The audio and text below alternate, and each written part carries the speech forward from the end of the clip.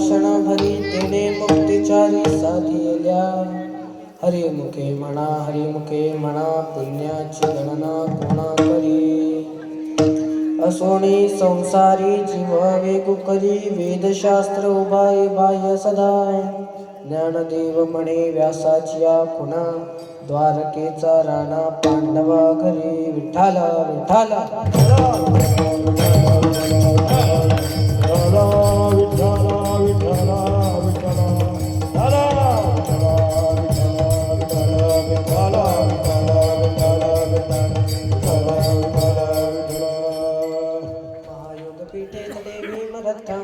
पुंडरीकाय दातुं मनीन्द्रैः समागत्य तिष्ठन्तमानन्दकन्दं परब्रह्मलिङ्गं भजे पाण्डुरङ्गं. पांडुरंगा करो प्रथमा नमः. पांडुरंगा करो प्रथमा नमः. पांडुरंगा करो प्रथमा नमः. सरे शरण संतातिया. सरे शरण संतातिया.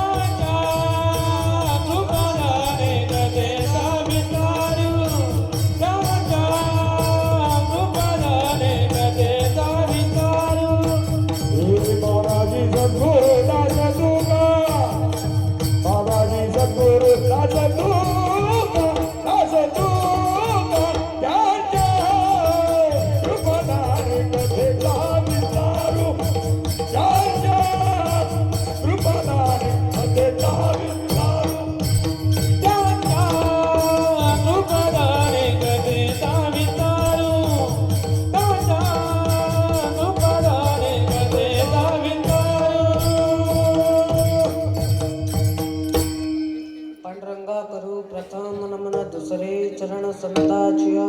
त्यांच्या कृपादाने कथेचा विस्तारू बाबाजी सद्गुरु दास तुका.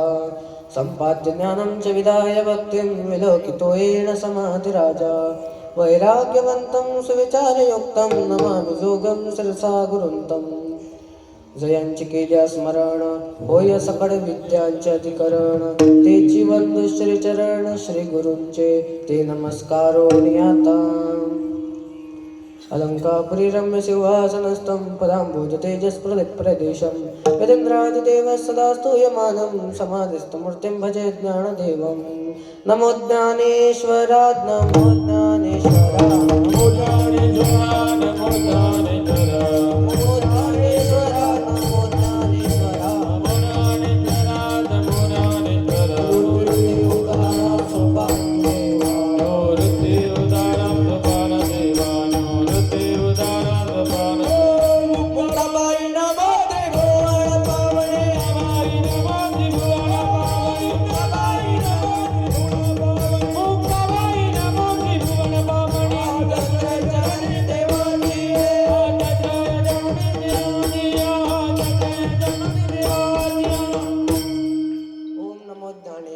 करुणा कराय दयाळा तुमचा अनुग्रह लादलो पावन झालो चराचरी.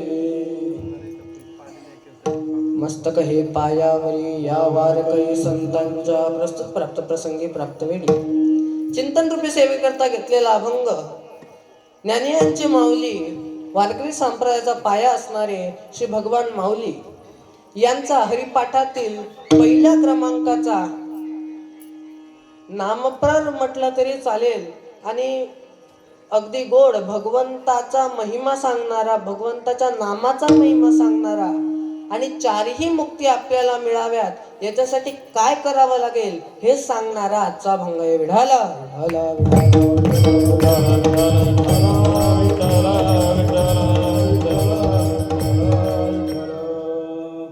ज्यांचा अभंग सेवेकरता घेतलेला आहे त्यांची अगदी 5 ते 10 मिनिटांमध्ये तुम्हा सर्वांना त्यांचा परिचय करून देतो. ज्यांचा अभंग आहे ते ज्ञानियांचे माऊली माझे ज्ञानोबा आहे. मग ज्ञानोबा आहे कोण आहेत तर आज जो आपला हा कार्यक्रम चालू आहे हा वारकरी संप्रदायाचा चालू आहे. मग वारकरी संप्रदाय काय आहे तो वारकरी संप्रदाय असा एकमेव संप्रदाय आहे ज्याच्यामध्ये जातीचा, पातीचा, धर्माचा, प्रांताचा कशाचाच भेद नाही आहे. तो एकच संप्रदाय आहे. या रे यारे लहान यारे लान थोर याची घनदान किन्नर. एकला विचार कलगे चिंता होणाची. यारे यारे लान थोर याची घनदान किन्नर. एकला विचार कलगे चिंता होणाची. या रे लहान थोर याती भलते ज्ञारी नर. कोणी या लहान असो थोर असो पुरुष असो स्त्री असो कोणी या त्याला या संप्रदायामध्ये कुठेही थांबवल्या जाणार नाही. मग या संप्रदायाचा पाया असणारे माझे ज्ञानोबा आहे.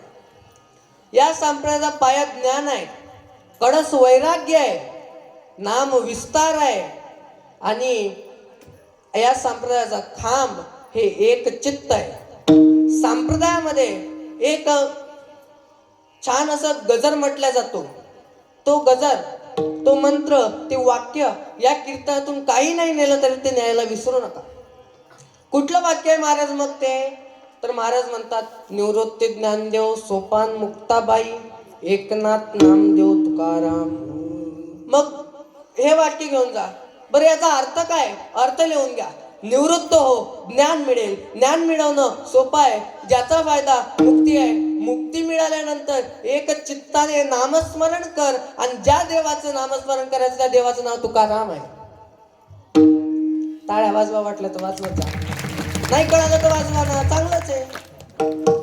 आणि टाळ्या इथंच वाजवल्या पाहिजे, नाही तर रस्त्यावर जाऊन वाजवा. बरं वाजवायसाठी जागा घे महाराज, इथं वाजवल्या पाहिजे. कंजूशी इथं नाही केली पाहिजे. हा ठीक आहे, तूप आहे घरी, तूप आता महागडे हे नाही, त्यात कंजूसी केली तर काही विषय नाही. असो, आपल्या विषयाकडे या. मग संप्रदायाचं पायात ज्ञान आहे. ज्ञान म्हणजे ज्ञानेश्वर महाराज. मग त्यांना ज्ञान संप्रदायाचा का म्हटलेला आहे? ज्ञानोबाऱ्यांना संप्रदायाचा पाया का म्हटलेला आहे? तर पुरावा आहे का? संत कृपा झाली इमारत ज्ञानदेवे उभारिले संप्रदायाचा पाया बहिणाबाई म्हणतात ज्ञानोबाऱ्यांनी रचला. बरं, ज्ञानोबाऱ्यांनी पाया रचला, तुकोबाऱ्यांनी कडस चढवला, नामदेवरे विस्तार झाले आणि नाथ बाबा हे संप्रदायाचा खांब झाला. त्यांनी भागवत दिलं संप्रदायाला, रामायण भागवत, एकनाथी भागवत नाथबाबांनी दिलं. आणि हे संप्रदायाची मांडणी आहे. संप्रदाय वारकरी संप्रदायाचा एकमेव संप्रदाय जिथे कोणाला थांबवल्या जात नाही. बरं, आमच्या लक्षात आलं मग ज्ञानोबाऱ्यांना ज्ञान का म्हटलेलं आहे? का ज्ञान म्हटले आहे? कारण की 750 वर्षापूर्वी एका मायमाऊलीच्या पोटी, त्या मायमाऊलीचं नाव होतं रुक्मिणी आणि तिच्या पतीचं नाव होतं विठ्ठलपंत. विठ्ठलपंत आणि रुक्मिणी आई साहेबांच्या पोटी एक पुत्र जन्माला आलं, त्याचं नाव आहे ज्ञानदेव. मग नाव ज्ञानदेव ठेवलं, तो त्या पुत्रामध्ये ज्ञानही आहे आणि तोच देवही आहे. कसं? कारण की माऊली म्हणतात 12व्या अध्यायामध्ये ज्ञानेश्वरच्या माऊली सांगतात की अभ्यासापेक्षा श्रेष्ठ ज्ञान आहे आणि ज्ञानापेक्षा श्रेष्ठ देवाचं ध्यान आहे. पुरावा आहे का? अभ्यासाहुनी गहन ज्ञान आणि ज्ञानाहुनी ध्यान विशेष जे. अभ्यासापेक्षा श्रेष्ठ ज्ञान आहे, ज्ञानापेक्षा श्रेष्ठ देवाचं ध्यान आहे. बरं महाराज, आम्हाला इथपर्यंत कळालं. पण ज्ञानोबाऱ्यांना ज्ञान का म्हटलेलं आहे? संप्रदायाचा पाया ज्ञान का म्हटलेला आहे? तर ऐका, वेळ कमी आहे. संप्रदायाचा आणि आपल्या अभंगाचे जे ज्यांचा अभंगाच्या सेवे करतायत त्यांचा परिचय देता, लक्ष ठेवा. आणि ज्ञानोबाऱ्यांना ज्ञानदेव म्हटलेलं आहे. का ज्ञानदेव म्हटलेलं आहे?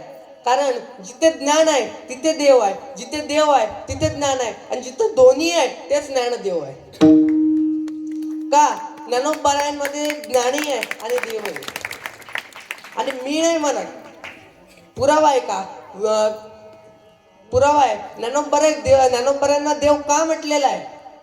कारण की महाविष्णूचा अवतार सखा माझा ज्ञानोबाराय महाविष्णूचा अवतार आहे. बरं, ज्ञानोबाराय महाविष्णूचा अवतार आहे, त्यांचा हरिपाठातला अभंग घेतलेला आहे.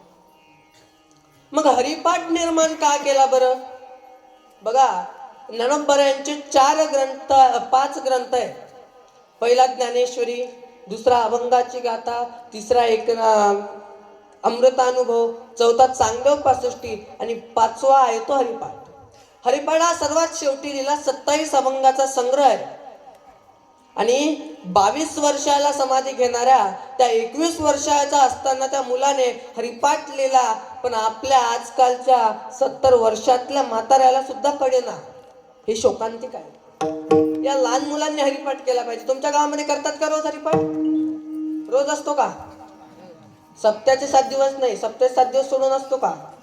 माता मावल्या तुम्ही करता का? करता ना? विठ्ठल रुक्मिणीच्या मंदिरावर, महादेवाच्या मंदिरावर करत ना का?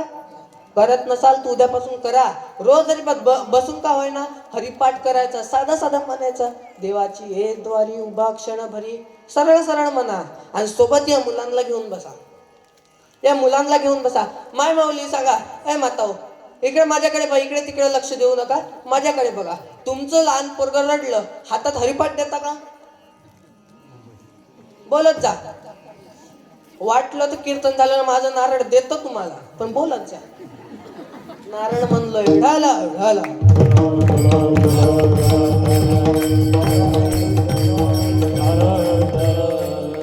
हरिपाठ देता का माय? मग काय देता? मोबाईल. आणि त्या मोबाईलवर काय लावता का माय? काकडा, भजन, कार्टून. आता मला सांगा, त्या कार्टून मध्ये तेच कार्टून त्याच्या माय बापाला आता हाणतं, मग तुमचं कार्टून काय गप्प बसणार आहे का? हा विनोद नाही आहे. विनोदाकडे जाऊ नका, परंतु लक्ष द्या, तुमच्या मुलांना संस्कार लावणं तुमच्या हातात आहे. मुलं कशी घडवायची हे तुमच्या हातात आहे. शुद्ध बीजा पोटी फळे, जसं तुम्ही पेराल तसं उगवल. तुम्ही जसं मुलांना शिकवाल तसं मुलं शिकत जातात. महाराज एका कीर्तन म्हटलं, मी शुद्ध बीजा पोटी फळे रसाळ गोमटी, जसं पेराल म्हटलं तसं उगवतं. एक माझं वाढलं म्हणे, महाराज कीर्तन झालं ना म्हणे तुम्ही खोटं बोलता. म्हटलं काय खोटं बोललो? मग तुम्ही म्हणले अनेक जे पेराल ते उगवतं. म्हटलं हो, मग काय खोटं बोललो याच्यामध्ये? नाही म्हणे, आपण भुईमुग पेरतो तेव्हा शेंगदाणे पेरल्यावर ते शेंगा येतात, त्या शेंगातनी शेंगदाणा राहतो म्हणे, वरचे टरफलं कुठून आली? म्हटलं आपण फुकट उत्तर देत नाही. असंच थोडं नाव आहे. घरी द्यावं लागल, चहा पिऊ घालायला लागल. तो म्हणला चला. घरी गेलो, मग तो म्हणला चहा घेता ना? म्हटलं चहा नाही घेत, दूध आण. दूध आणलं, दूध पिलं. मग म्हणे आता सांगा. मग म्हटलं आता आमच्या सोबतचे आहेत त्यांना बोलावतो, त्यांना चहा दे. बरं म्हटलं. त्यांना कॉल लावला, त्यांना बोलावलं. मग त्यांना बोलावलं, ते त्यांना म्हटलं चहा पाणी काही नाही, नुसतं चहा घ्या म्हटलं. आता आलं, त्यानं चहा आणलाय का कपात? त्यानं कपात चहा आणला. त्याला म्हटलं हो दादा, तुम्हाला म्हटलं ना फक्त चहा आणा. तो म्हणला फक्त चहाच आहे. म्हटलं कप पण नको, फक्त चहा आणा. तो म्हणला कपाशिवाय चहा कसा येईल? मग मी म्हटलं टरफल्याशिवाय हा शेंगदाणा कसा येईल? अशांना असंच सांगावं लागतं. अशांना असंच सांगावं लागतं. नाहीतर काय, एक जण मला विचारला, आमच्या मागेला पडलेलं राहतात. एक आले, लहान पोरग होतं, आलं म्हणे, महाराज कीर्तन करताना माझ्या बाबांनी विचारलं म्हणे की कीर्तन करताना कंबर का बांधता? मग काय नरड बांधू? काय काय म्हणतात धोतर काऊन घालता? मग काय बरमुड्यावर करायचं काय? कीर्तन आहे हे धर्म मंडप आहे महाराज. काही विचारतात लोक आमच्या मागे इतके पडलेले राहतात. महाराज लोकांना कसं अडथळ्यात आणायचं लोकांजवळून शिकावं. आणि मग काय होईल प्रश्न. एक तर मला म्हटलं टाटाच्या गाड्यानं पाणी का फिरवता? मी म्हटलं मुंग्या आत येऊ नये म्हणून. शास्त्रीय कारण काय त्याचं? शास्त्रामध्ये सांगितलेलं आहे की आपलं जेवण जे आहे हे एक यज्ञ आहे. उदर भरणा नोहे जाणीजे यज्ञ आहे. मग यज्ञाला जलदेवतेचा मान द्यावा हे शास्त्राचं वचन आहे. म्हणून ताटाच्या कडेला पाणी फिरून जेवलं पाहिजे. तुम्ही नसेल फिरवत तर सुरू करा. आणि ताटाला पाणी फिरवल्याशिवाय एकही घास अन्न आपल्या पोटामध्ये घेऊ नये असं शास्त्राचं वचन आहे. पण लोक आम्हाला लय टोचून विचारतात ना महाराज. मग मी म्हटलं, तर म्हणलं पाणी का फिरवतं? म्हटलं मुंग्या हाती येऊन म्हणून. तो म्हणलं तुम्ही काही आम्हाला उतरता. म्हटलं मग विचारत का ना सरळ सरळच विचार ना महाराज. लोक लई आहे. आपलं जागावर होतो की ज्ञानदेवांचा अवतार आहे हे महाविष्णूचा अवतार आहे. मग महाविष्णूचा अवतार असणाऱ्यांनी हरिपाठ शेवटी सर्वात 27 अभंगांचा संग्रह का निर्माण केला असावा?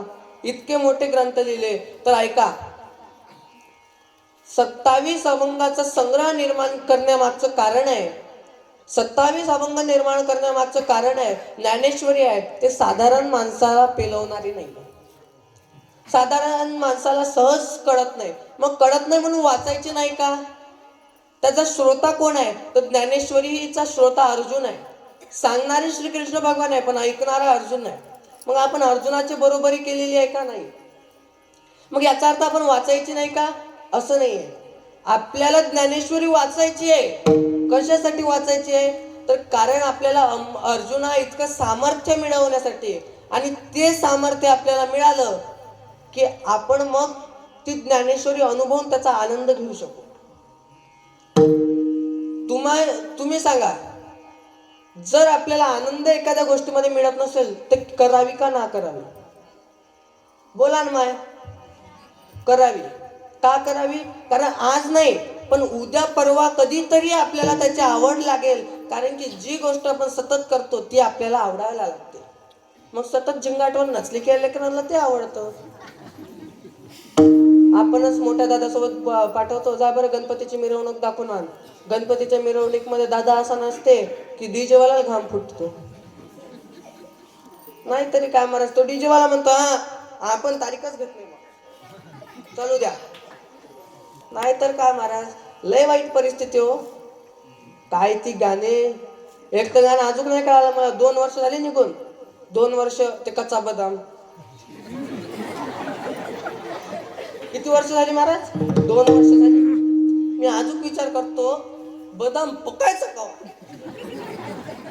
आम्ही मसनात गेला मग काय गाणी. आपल्या लेकरांना हरिपाठ आवडत नाही. हरिपाठ हे वारकऱ्यांची संध्या आहे. वारकऱ्यांनी लक्षात ठेवलं पाहिजे.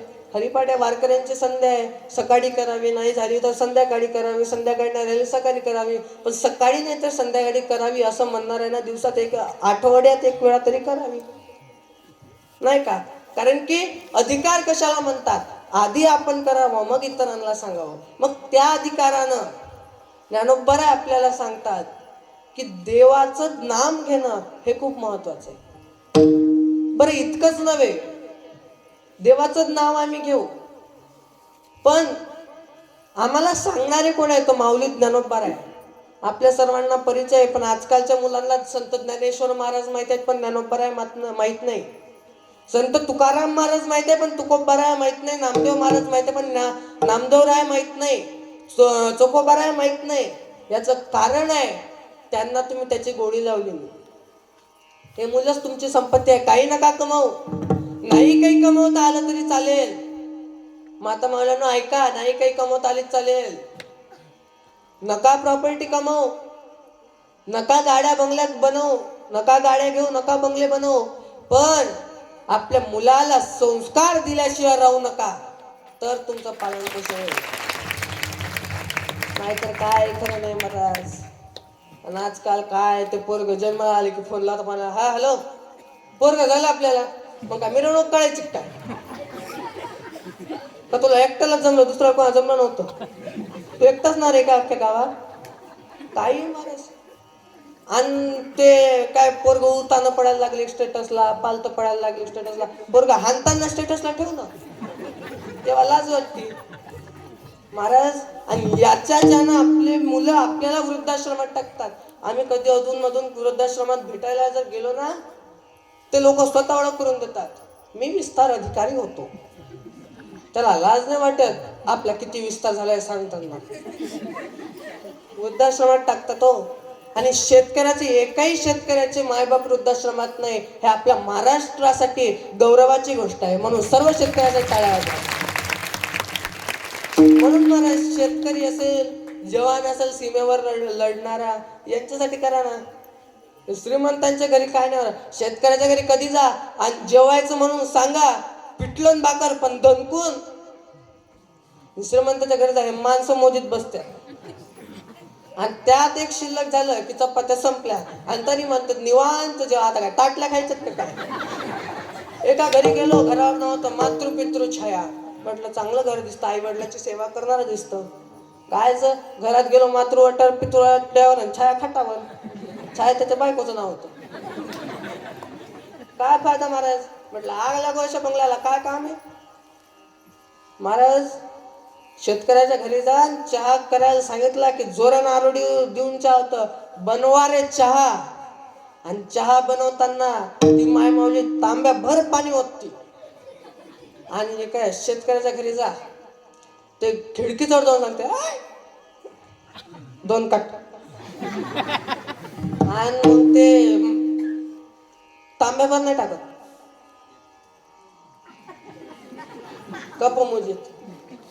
काही दिवसाने इतकी खराब परिस्थिती नाही, अख्ख्या पाहुण्यात 1 कप येईल, फक्त त्या जीभ डोकवायचे, बाकी काय लय. महाराज ज्याच्या घरी आहे ते मन खोलून देतच नाही ना. पण आपल्या गावाचं एक वैभव आहे, आपल्या गावासाठी एक भाग्याची गोष्ट आहे की आपल्या गावचा सरपंच आमच्या वर्षा मावशी वानखडे ज्यांनी माझी आजची तारीख घेतली आणि आपल्या गावाला छान असा संगीतमय श्रीमद भागवत ज्ञान यज्ञ सोहळा सुरू आहे. आणि या ज्ञानात यज्ञाचे आपले कथा प्रवक्ता हरिभक्त परायण श्री पंकज महाराज पोहकर असतील, त्यांना मी नमन करतो. तसेच बसलेले माझे आई वडील असतील, त्यांनाही नमन करतो. नंतर माझे गुरुवर्य श्री सिद्ध सद्गुरू शांतीनाथजी महाराज असतील मार्गदर्शक, आणि माझेच गुरुवर्य श्री कैलास महाराज येवले असतील. तसेच आमचे बोरकर महाराज असतील गाण्याचार्य मृदंगाचार्य, काय नाव महाराज, प्रणव महाराज असतील. सर्व टाळकरी मंडळी असतील, आमचे गाण्याचार्य जीवन महाराज असतील. सर्व गुणीजन मंडळी आहेत, विनेकरी बाबा असतील, सर्व बसलेले श्रोतेजन असतील. इकडे गर्दी जास्त आहे, इकडे कमी आहे. एक साईड निवडून येईल ना बाजू, येत जा. गर्दी असली पाहिजे, दोन्हीकडे असली पाहिजे, म्हणजे कसं जरा बरोबरीची निवडणूक वाटते. ही काही निवडणूक नाही, इथं सर्वांना जागा आहे. इथे कोणीच कमी नाही, इथे कोणी जास्त नाही, म्हणून इथं सर्वांनी आलं पाहिजे. इथे कोणता जाती धर्म भेद कुठलाच बाळगला जात नाही. आणि छान सप्ताह आपल्या गावाला सुरू आहे. आणि ज्यांच्या आशीर्वादाने सुरू असे आपले ब्रह्मचारी श्री शरद महाराज असतील आपल्या गावचे, त्यांनाही नमन करतो. सर्व श्रोतेजन असतील, सर्व श्रोते मंडळींना नमन करतो. आणि ज्यांनी माझी खरंच खूप त्यांना इच्छा होती की आता तारीख मागे उत्तराखंडला दौरा होता, त्याच्यामध्ये आमच्या आई सुद्धा होत्या. नंतर आपल्या गावच्या आदर्श सरपंच श्री वर्षा मावशी होत्या. हे दोघे गेल्या आणि तिकडून मग ते आल्यानंतर त्यांनी कॉल लावला कीर्तनाची तारीख पाहिजे. मी म्हटलं काही हरकत नाही, आजची तारीख नव्हती, काही नव्हती, म्हटलं उद्या सुट्टी आहे, काही हरकत नाही. आणि त्याप्रमाणे गोड असं नियोजन आपल्या गावकरी मंडळींनी केलेलं आहे. छान मृदंगवादक असतील, सर्व श्रोतेजन, सर्वांना माझा पुन्हा एक वेळा धन्यवाद. आणि आपल्या सेवेला सुरुवात मिळाला.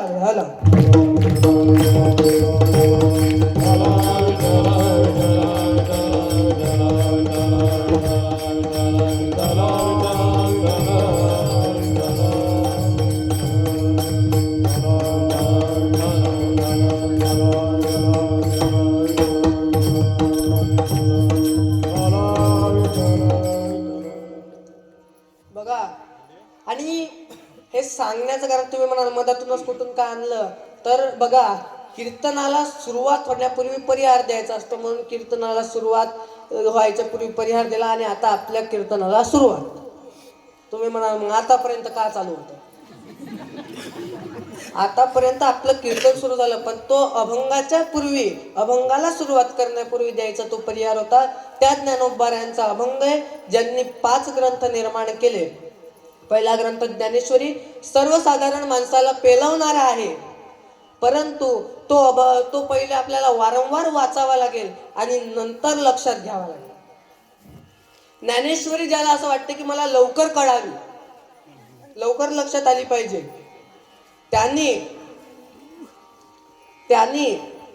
पहिले एकनाथी भागवताचं पारायण करा, किंवा घरी बसल्या बसल्या रात्री 2-4 पानं जर वाचली तर एकनाथ भागवत ज्ञानेश्वरीपेक्षाही सोपं आहे. आणि ते कळालं की ज्ञानेश्वरी कळायला अवघड वाटत नाही. म्हणून ज्ञानेश्वरी ही सर्वसाधारणांना पेलवणारी नाही. मग अमृतानुभवाचा कोण आहे, कोण वाचू शकतो अमृतानुभव? तर ते आपल्यासारख्यांना नाही जमायचं, नाही कळणार आपल्यासारख्यांना. ते योगी पुरुषांसाठी बनवलेला ग्रंथ आहे. आपण वाचू शकतो, परंतु आपल्याला लवकर कळणार नाही असा तो ग्रंथ आहे. तो अभ्यासकांच्या दृष्टीने इतका छान ग्रंथ आहे महाराज. कितीकही मोठा सुज्ञ असू द्या आणि कितीकही मोठा नास्तिक असू द्या, त्याने जर अमृत अनुभव वाचला तर तो नक्की देवावर विश्वास ठेवेल असा गोड ग्रंथ माऊलींनी निर्माण केला. त्याचं नाव आहे अमृतानुभव. मग अभंगाची गाथा, अभंग आम्ही रोज म्हणतो पण आम्हाला त्याचा अर्थ कळत नाही. अभंगाचा आम्हाला अर्थ कळत नाही. मग अभंगाची गाथा सोपीच आहे. संतांनी वेदशास्त्र पुराणांना सोपं केलेलं आहे, परंतु आपल्याला कळत नाही, कारण ती 750 वर्षापूर्वीची भाषा आहे आणि त्यातल्या त्यात ते काव्य स्थितीमध्ये म्हणजे पद्य स्थितीमध्ये आहे, गद्य नाही. गद्य आणि पद्य व्याकरणातले दोन भाग आहे. पद्य त्याला म्हणावं जे कवितेच्या फॉर्म मध्ये असतं, आणि गद्य कशाला म्हणतात रे बाळांनो? कशाला?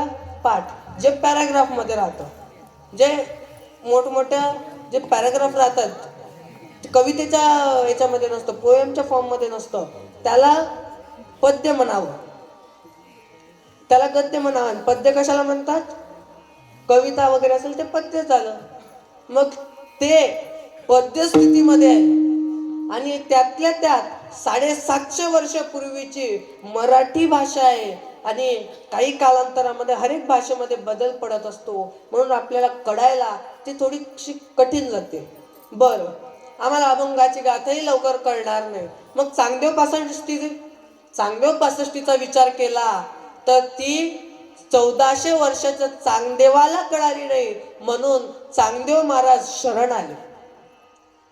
चांगदेव महाराज सुद्धा मुक्ताईला आणि ज्ञानोबांना शरण आले. 1400 वर्षाचा चांगदेव लय हुशार होता तो बाबा. तसे म्हातारे जरा जास्त हुशार असतात. तो बाबा काही कमी हुशार नव्हता. 1400 वर्षाचा असाच नाही झाला. तो साधनेला बसायचा. साधनेतून उठला की त्याच्या पुढे असे मृतदेह पडलेले असायचे आणि त्याच्यावर ते त्याच्या कमंडलूतलं पाणी घ्यायचं, टाकायचं, सर्व मृतदेह उठून चालले जातील. तिथून एक वेळा माऊलींची स्वारी गेली आणि माऊलींची स्वारी गेल्यावर त्यांनी विचार केला, हे चांगदेव महाराज समाधीतून कित्येक वर्ष उठत नाहीत, मग त्यांना जे पडलेले आहेत त्यांना आणून सोडलेले जरी तेही या जगातून गेले असेल, मग यांना जिवंत करून फायदा तरी काय?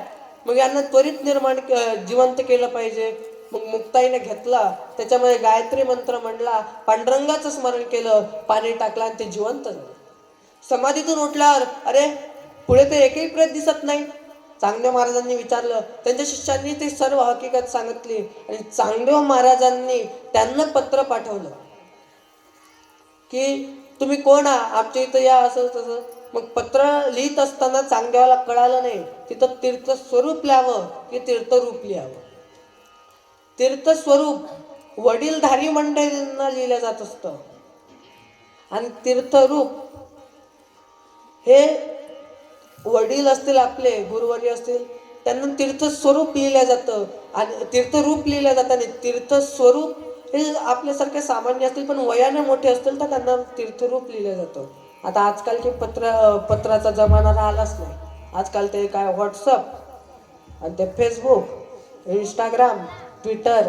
तुम्ही म्हणाल तुम्हाला इतके नाव कुठून मिळतात? अरे बाबा, याच जगात जगतो आम्ही का दुसरीकडे थोडून जगतो. असंच कीर्तनात जर म्हटलं ना की लेकर या गाण्यावर एक पूर्ण मला भेटला म्हणे, महाराज तुम्ही गाण्याचे नाव भल्ली माहिती आहे.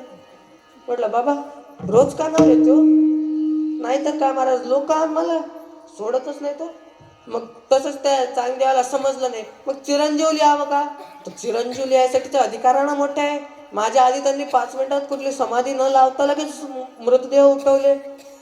बरं, मग कोरं पत्र पाठवलं, त्याच्यावर चांगदेव पासष्टी लिहून परत पाठवली, ती कळाली नाही. म्हणून तेच चांगदेव पासष्टी घेऊन वाघावर बसून हातात सापाचं चाबूक घेऊन परत आळंदीला आले, अलंकापुराला आले आणि तिथं त्यांचं गर्वहरण करण्यासाठी माझे माऊली भिंतीवर चालत आहे. चालविली जड भिंती हरली चांगयाची क्रांती. चालविली जड भिंती हरली चांगयाची क्रांती. मोक्ष मार्गीचा सांगाती ज्ञानोबा माझा.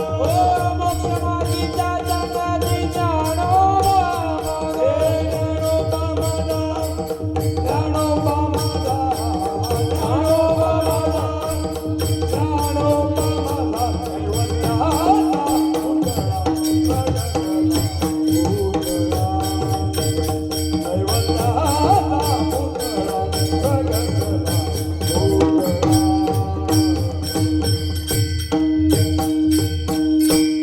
कैवल्याचा पुतळा प्रगटला भूतळा चालविली जड भिंती हरली चांगयाची क्रांती.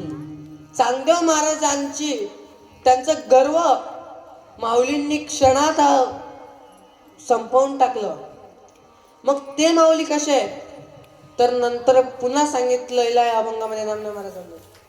कसे आहेत तर चैतन्याचा पुतळा ज्ञानोबा, कैवल्याचा पुतळा प्रगटला भूतळा, या भूतळावरती जन्माला आले ते माझे माऊली.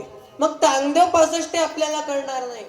बरं, मग शेवटचा ग्रंथ माऊलींनी लिहिला आपल्या सर्वसामान्यांसाठी. माऊलींनी विचार केला चारही ग्रंथ सहज लोकांना कळणार नाही म्हणून हरिपाठ लिहिला.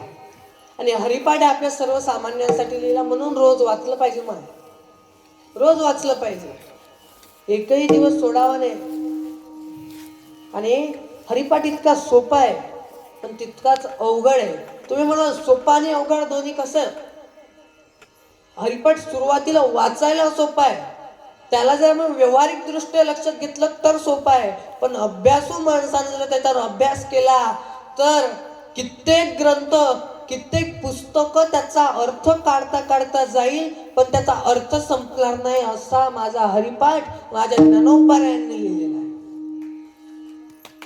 मग हा हरिपाठ का अर्थ संपत नाही त्याचा. आपले आजकाल आलेले गाणे 2 दिवसात 2 दिवस वाचतील, 4 दिवस वाचतील, 8 दिवस वाचतील, वर्ष वाचतील.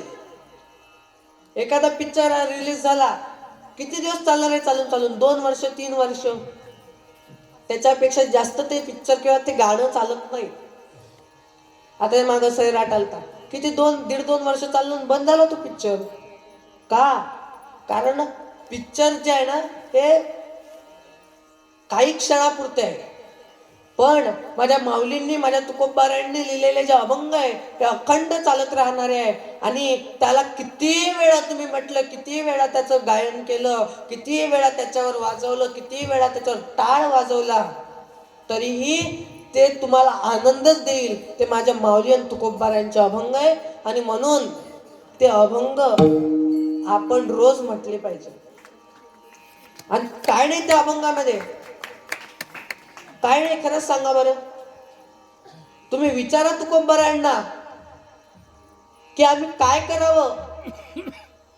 तुम्ही विचारा, तुकोबाराय म्हणतात कामामध्ये काम काही म्हणा राम राम. कामामध्ये का असेना पण तुम्ही राम राम म्हणा. बरं आम्ही राम राम म्हणू आणि जर नाही म्हटलं, आम्ही नाही घेतलं विठ्ठलाचं चिंतन नाही केलं, काय होईल. नाही तरी गेला जन्म वाया, हो नाही तरी गेला जन्म वाया. नाहीतरी गेला जन्म वाया, नाहीतरी गेला जन्म वाया, नाहीतरी गेला जन्म वाया, नाहीतरी गेला जन्म वाया. सांगतो तुम्हाशी हजारे विठ्ठला, सांगतो तुम्हासी हजारे विठ्ठला, सांगतो तुम्हाशी हजारे विठ्ठला. तुम्हासी हजारे विठ्ठला. नाहीतरी गेला जन्म वाया, नाहीतरी गेला जन्म वाया. ओ नाहीतरी गेला जन्म वाया, नाहीतरी गेला जन्म वाया. महाराज म्हणले तुम्ही नाही विठ्ठलाचं भजन केलं तुमचा जन्म वायाला जाईल. मग आम्ही विठ्ठलाचं भजन केलं तर काय होईल तर आमच्या जीवनाचं सार्थक होईल. विठ्ठलाचं भजन करायसाठी काहीच लागत नाही महाराज. आणि त्याच अभंगामध्ये तुकोबाराय म्हणतात, तुकोबाराय म्हणतात न लगे काही न लगे एक भावची कारण तुका म्हणे आण विठोबाची आण घेऊन सांगतो म्हणले तुम्हाला देवाचं भजन करण्यासाठी काहीच लागत नाही. देवाचं भजन, हरीचं भजन हे मनमोकळेपणानं केलं पाहिजे. विठ्ठलाचं नाव घेतलं पाहिजे. माय मावल्यांनो, विठ्ठल विठ्ठल म्हटलं ना की देवाचं नाव घेत जा. हे जे 2 सेकंदात मी का थांबवत नाही, हे काय आम्हाला मागचं आठवण यावं म्हणून नसतं. हे तुमचं नामस्मरण घडावं म्हणून विठ्ठल नामाचा जप असतो हा. कारण कीर्तन हे नामस्मरण म्हटलेलं आहे. कीर्तनाला नामस्मरणात म्हटलेलं आहे. नामस्मरण कीर्तन हे आपल्याला अखंड जर केलं तर आपल्याला मुक्ती भेटेल. मुक्तीच नाही तर भगवंत भेटेल. हे या कलियुगातले एकमेव साधन आहे ज्याच्यामध्ये देव भेटतो. इथं देव नाचतो महाराज असो. मग ज्यांचा अभंग आहे त्यांनी सुद्धा सांगितलेलं आपल्याला देवाचं नाव घ्यायचं. मग आपण काय घेत नाही. काही लोक म्हणतात आम्ही कीर्तनाला निघालो लोडम महाराजच्या, पण काय ते रस्त्यातून परत गेलो. काही लोक म्हणतात आम्ही निघालतो पण आमची मंडळी ते किकचा आवाज आला, जराशे 2 बुलेटचे फटाके फोडले की घरापुढेच आले, हँडल पकडून म्हणते जाऊ नका. मी म्हटलं म्हणते नाही जावं लागतं. लोडम महाराजचं कीर्तन आहे, लांबून आले, तो वाशिमवरून आलेले, मंगरुळपीरवरून आलेले. बर जाऊ नका ना. बघा बायांची कला बघा, लगेच म्हणतात जाऊ नका. नाही जावं लागतं. जाऊ नका ना. नाही लोडम महाराज इतकं दुरून आलं, इतकं छान कीर्तन आहे, जावं लागतं. मग ती म्हणते जाऊ नका ना. मग ते म्हणते जाऊ देतात. महाराज वाक्य रचनेत फरक आहे. मराठी आहेच तशी. मराठीमध्ये आपण जसा चेहरा बदलतो तसा त्याचा अर्थ निर्माण होतो. तुम्ही इंग्रजीतनी सहज बोला, काही एखाद्या शब्दाचा सहज म्हटला तर त्याचं काहीच नाही. ओके तसंही म्हणा, सारखाच अर्थ आहे. पण तेच जर तुम्ही मराठीमध्ये असं म्हटलं, असं थांबा आणि तेच जर एखाद्या येतो सांगता आज असं वाक्य शब्द तेच आहे, पण जसा चेहरा बदलाल तसा त्याचा अर्थ होतो. मग असाचा अर्थ कसा, तर जसा चेहरा बदलल तसा. बरोबर आहे ना. मग मराठी भाषा ही खूप सामर्थ्यवान आणि ऐश्वर्य संपन्न भाषा आहे. मुलांना इंग्रजी शिकवणं का अशा मताचा मी नाही. मीही इंग्रजी शिकतो. मीही चांगल्या शाळेमध्ये टाका. का नाही टाकायचं चांगल्या शाळेमध्ये, पण शाळेचं नाव बघून टाकू नका. तिथले शिक्षक बघून, तिथची शिकवण्याची पद्धत बघून टाका. तिथचे शिकवण्यापेक्षा आपल्या जिल्हा परिषद मध्ये शिकवणं चांगलं असेल तिथं टाका. नसेल जिल्हा परिषद मध्ये शिकवणं चांगलं, मग ठीक आहे. आम्ही शिकतो. मी happy faces the concept school नावाची वाशिमला एक शाळा आहे, येऊन बघा. वाशिम मध्ये 1 नंबरची शाळा आहे. शिक्षक स्टाफही छान आहे. कधी आले तर एखाद्या वेळेस भेट द्या आमच्या शाळेला. इंग्लिश मीडियम आहे, त्यातल्या त्यात CBSE पॅटर्नला आहे. पण अशा शाळेमध्ये आता मला 8-8 तास अभ्यास करणारे मुलं, 8-8, 9-9 तास लगातार अभ्यास करणाऱ्या मुलं आणि त्यांचे आई वडील मला विचारतात, महाराज तुम्ही एवढा अभ्यास करता का हो? मी म्हटलं नाही, मी 1.5-2 तास 2.5 तास, बाकी मग काही आपला संप्रदायाचा अभ्यास, सर्व मिळून मिसळून. आणि आम्हाला यायला 3 तास जातात मंगरुळपीरवरून जायचं म्हटलं. सोपं नाही आहे. इकडून रात्री किती वाजले तरी सकाळी शाळेत जावं लागतं. मग इतकं सर्व करत असताना लेकरं मला विचारतात किंवा त्यांचे आई वडील बरेचदा भेटले की विचारतात, इतकं सर्व करून कीर्तनावरून उशिरा येऊन वगैरे तुमचा अभ्यासही करून, त्याचाही अभ्यास करून तुम्ही चांगल्या मार्काने, उत्कृष्ट मार्काने वरती कसे राहता? तर ही ज्ञानोबारायांची देण आहे. का आमच्यासारखे कीर्तनकार होत नाही? ज्ञानोबारायांना जवळ एखाद्या रेड्यानं केलं, त्या रेड्याच्या तोंडातून वेद बोलला गेला. त्या रेड्यासारखं, त्या एखाद्या गद्यासारखा हा नरदेह देवाचं नाव न घेतल्यामुळे गधा झाला, पण त्याला घोडं करण्याची ताकद माझ्या तुकोबारायांमध्ये. गाढवाचे घोडे करू आम्ही दृष्टीपुढे. तुमच्या तुकोबाराय म्हणतात आम्ही गाढवाचं घोडं करू. होतं का गाढवाचं घोडं? होतं का? एखादा गाढव आणून सोडला, त्याचं घोडं बनतं का? तुम्ही बोलत जाणार नाही का तुमचा धुरा घेतला का 2 एकर घेतली?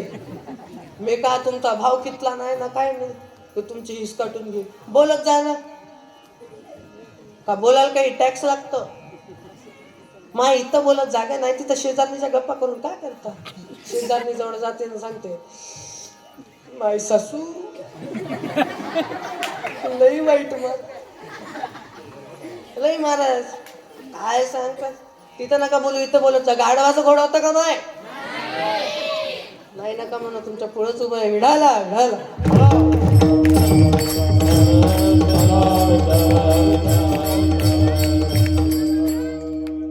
बर, गाढवाचं घोडं होतं खरं, आणि असं विठ्ठल विठ्ठल म्हटलं ना की विठ्ठल विठ्ठल म्हणत जा. एक माय माऊली कीर्तनात बसली आणि ते विठ्ठल विठ्ठलच म्हणत नव्हती.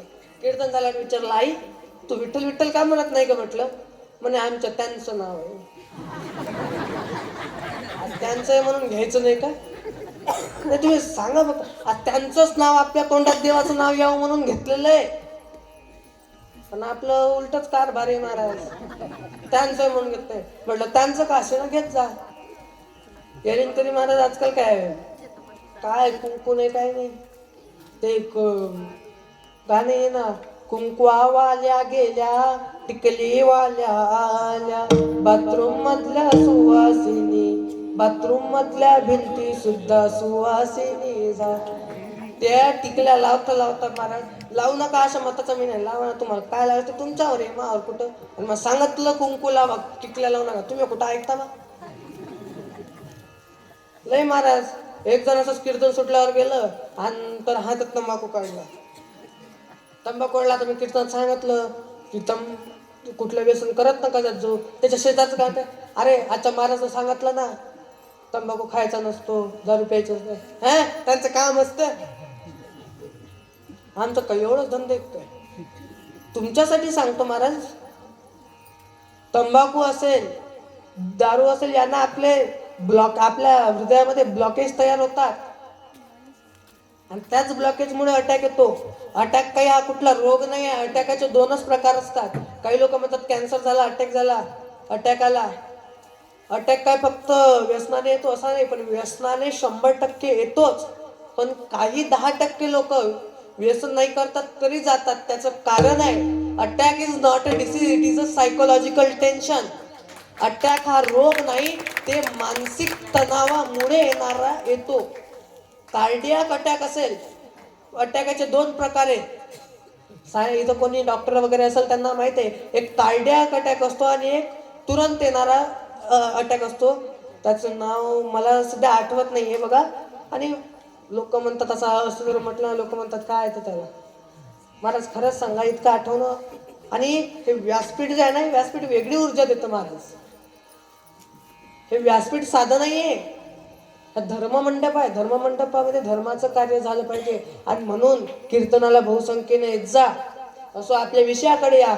मग 2 अटॅकाचे प्रकार असतात. कार्डियाक अटॅक जो असतो तो तुम्ही व्यसन वगैरे केलं तर ब्लॉकेज तयार होते, आणि त्या ब्लॉकेजमुळे अचानक एखाद्या दिवशी आला की कपातला कपात राहतो, बशीतला बशीत राहतो, आणि ते चहा पिता पिताच असा तोंडाजवळ कप जात नाही की चालला जातो. मग त्याचं काय ते कार्यक्रम वगैरे होतो. माणसाचे 2 सोहळे निश्चित आहेत, एक मरणाचा आणि एक जन्माचा, असे 2 सोहळे. तर म्हणून जन्म मरण कोणाला चुकलेलं नाही, पण त्याच्या आधी नाम घेतलं पाहिजे. अटॅक येतो महाराज, अटॅक हा मानसिक तणावानं येतो, तो साधा येतो. आणि कार्डियाक अटॅक येतो हा व्यसनानं. मग तो गेला बाहेर, पण त्याने सांगितलं, म्हणे महाराजांनी सांगितलं, अरे त्यांचं काम असतं म्हणे सांगायचं, काय नाही होत, घेतला आता. आणि तो चोळायला लागलं. चोळता चोळता कसं म्हणतात, आजचं पिल्लू लयच भारी होतं. आता आजकाल इथं आज निम्मे इथं कीर्तनाला आलेच नाहीत, नेहमी इथं दिसतं हे पाहायला, आजचं हे पिल्लू असल कसं. बाय कीर्तन करा म्हणते ते पिल्लू हाय तरी कसं. बस इतकं पाले नेहमी आले तिथं, बाकी काय नाही. नाहीतर काय ते बाहेर गेलं ते आजचं पिल्लू लयच भारी होतं. शेजारचं म्हणतं, मग आडंदी शिकलं वाटतं, माऊली जवळ होतं, ते तंबाखू घोटणं चालू असतं त्याचं, म्हणून ऍक्शन करतो. आता आम्ही लोकांना पाहू येतो, आम्हाला काही येत नाही, आम्ही काही खाल्ला नाही म्हणत. एखाद्या वेळेस जर आपण सांगितलं एका तंबाखू खाते, सहज एखाद्या वेळेस सांगतो एखादं उदाहरण देताना की अशी अशी पिढी होती, लोक म्हणतात तुम्हाला कशी माहिती, आम्ही थोडी खाल्ली. आम्ही दुसऱ्याला पाहून सांगतो महाराज. लय आजूबाजूला राहतात लोक. मग तो चोळत होता, आजचं पिल्लू लय झटका देत होतं, त्या हातावर असे झटके देताना आम्हाला म्हणतात आजचं पिल्लू लय झटका देत होतं. तो बाजूला म्हणतो, हा काय नसतं. आणि मग तो घेतो, चालू द्या. महाराज आम्ही ते तुमच्यासाठी सांगतो, आम्हाला काय शोक आहे काय? आम्हाला काही वाटत नाही. आम्हाला तुमचं भलं व्हावं म्हणून इथे आम्ही या व्यासपीठावरून सांगतो, जीवनाचा नाश नका करू नाश आयुष्याचा. महाराज म्हणतात आता यापुढे काहीच तुम्हाला विनंती नाही, पण कमीत कमी आपल्या जीवनाचा नाश नका करू. मग नाश नाही करायचा तर काय करा? तर अभंगाचं प्रथम जोड. देवाची ये द्वारी उभा छान भारी.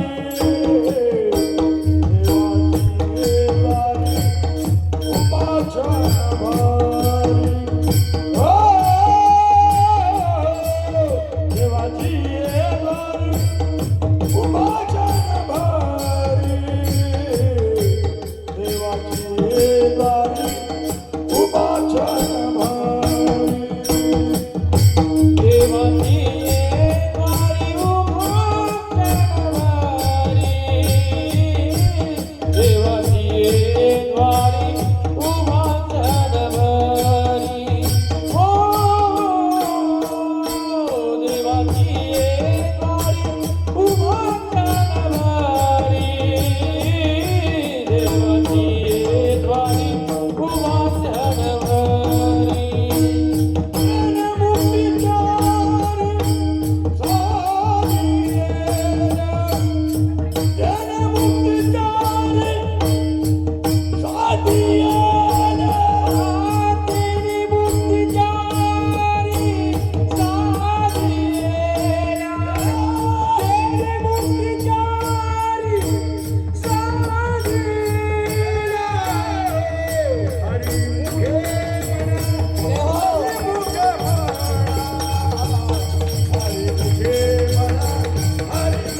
देवाची ये द्वारी उभा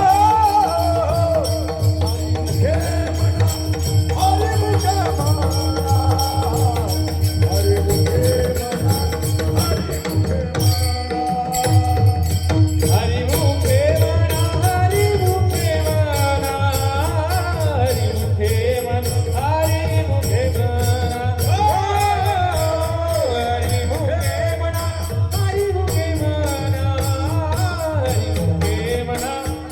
भारी.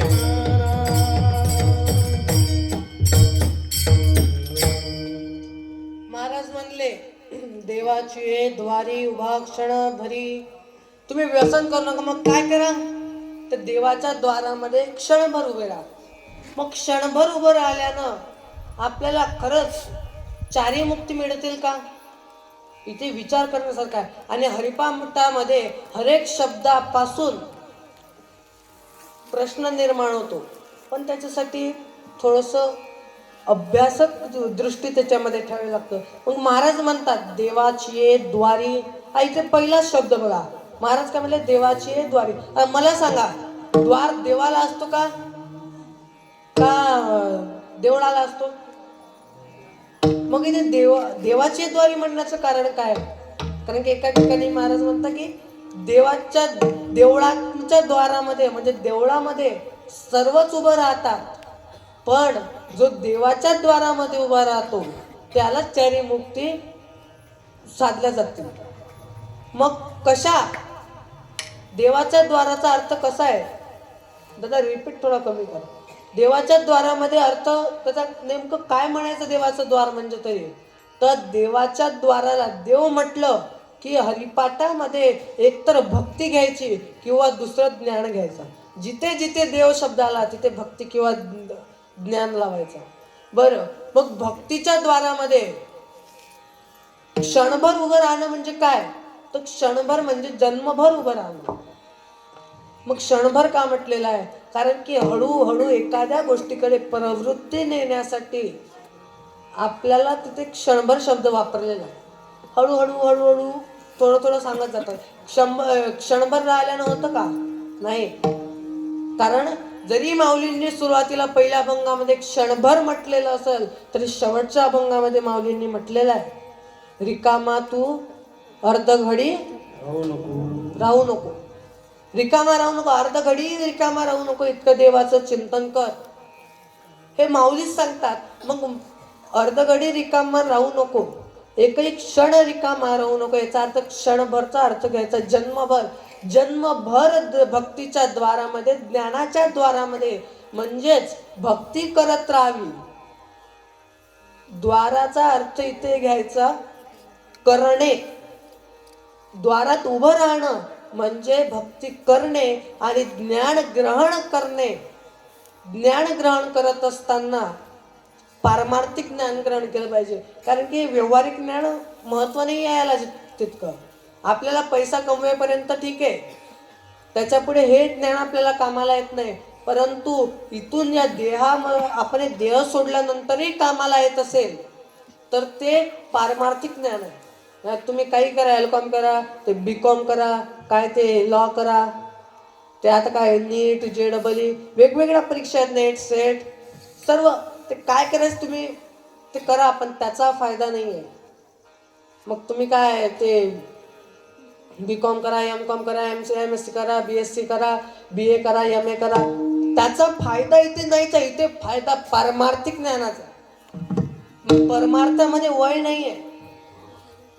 पारमार्थिक ज्ञान ग्रहण करत असताना वय नाही आहे. परमार्थिक ज्ञान हे लहान मुलंही ग्रहण करू शकतात आणि एखादा म्हातारा माणूसही करू शकतो. परमार्थ कोणीही करू शकतं. पण लग्न म्हटलं म्हणजे व्यवहारातली कुठली गोष्ट म्हटली की त्याला अट आहे. तुम्ही जर एखाद्याचं लग्न करायचं ठरवलं, त्याला वयाची मर्यादा आहे. समजा या लहान मुलानं ठरवलं, या हिरव्या टी-शर्टवाल्यानं ठरवलं, त्याला हलवू नका. त्यानं ठरवलं की आता त्यानं लग्न करायचं, जास्त लाज नको, सध्या करायचं नाहीये. सध्या 45चे योग नाही, तो 35-45 तसेच पडेल.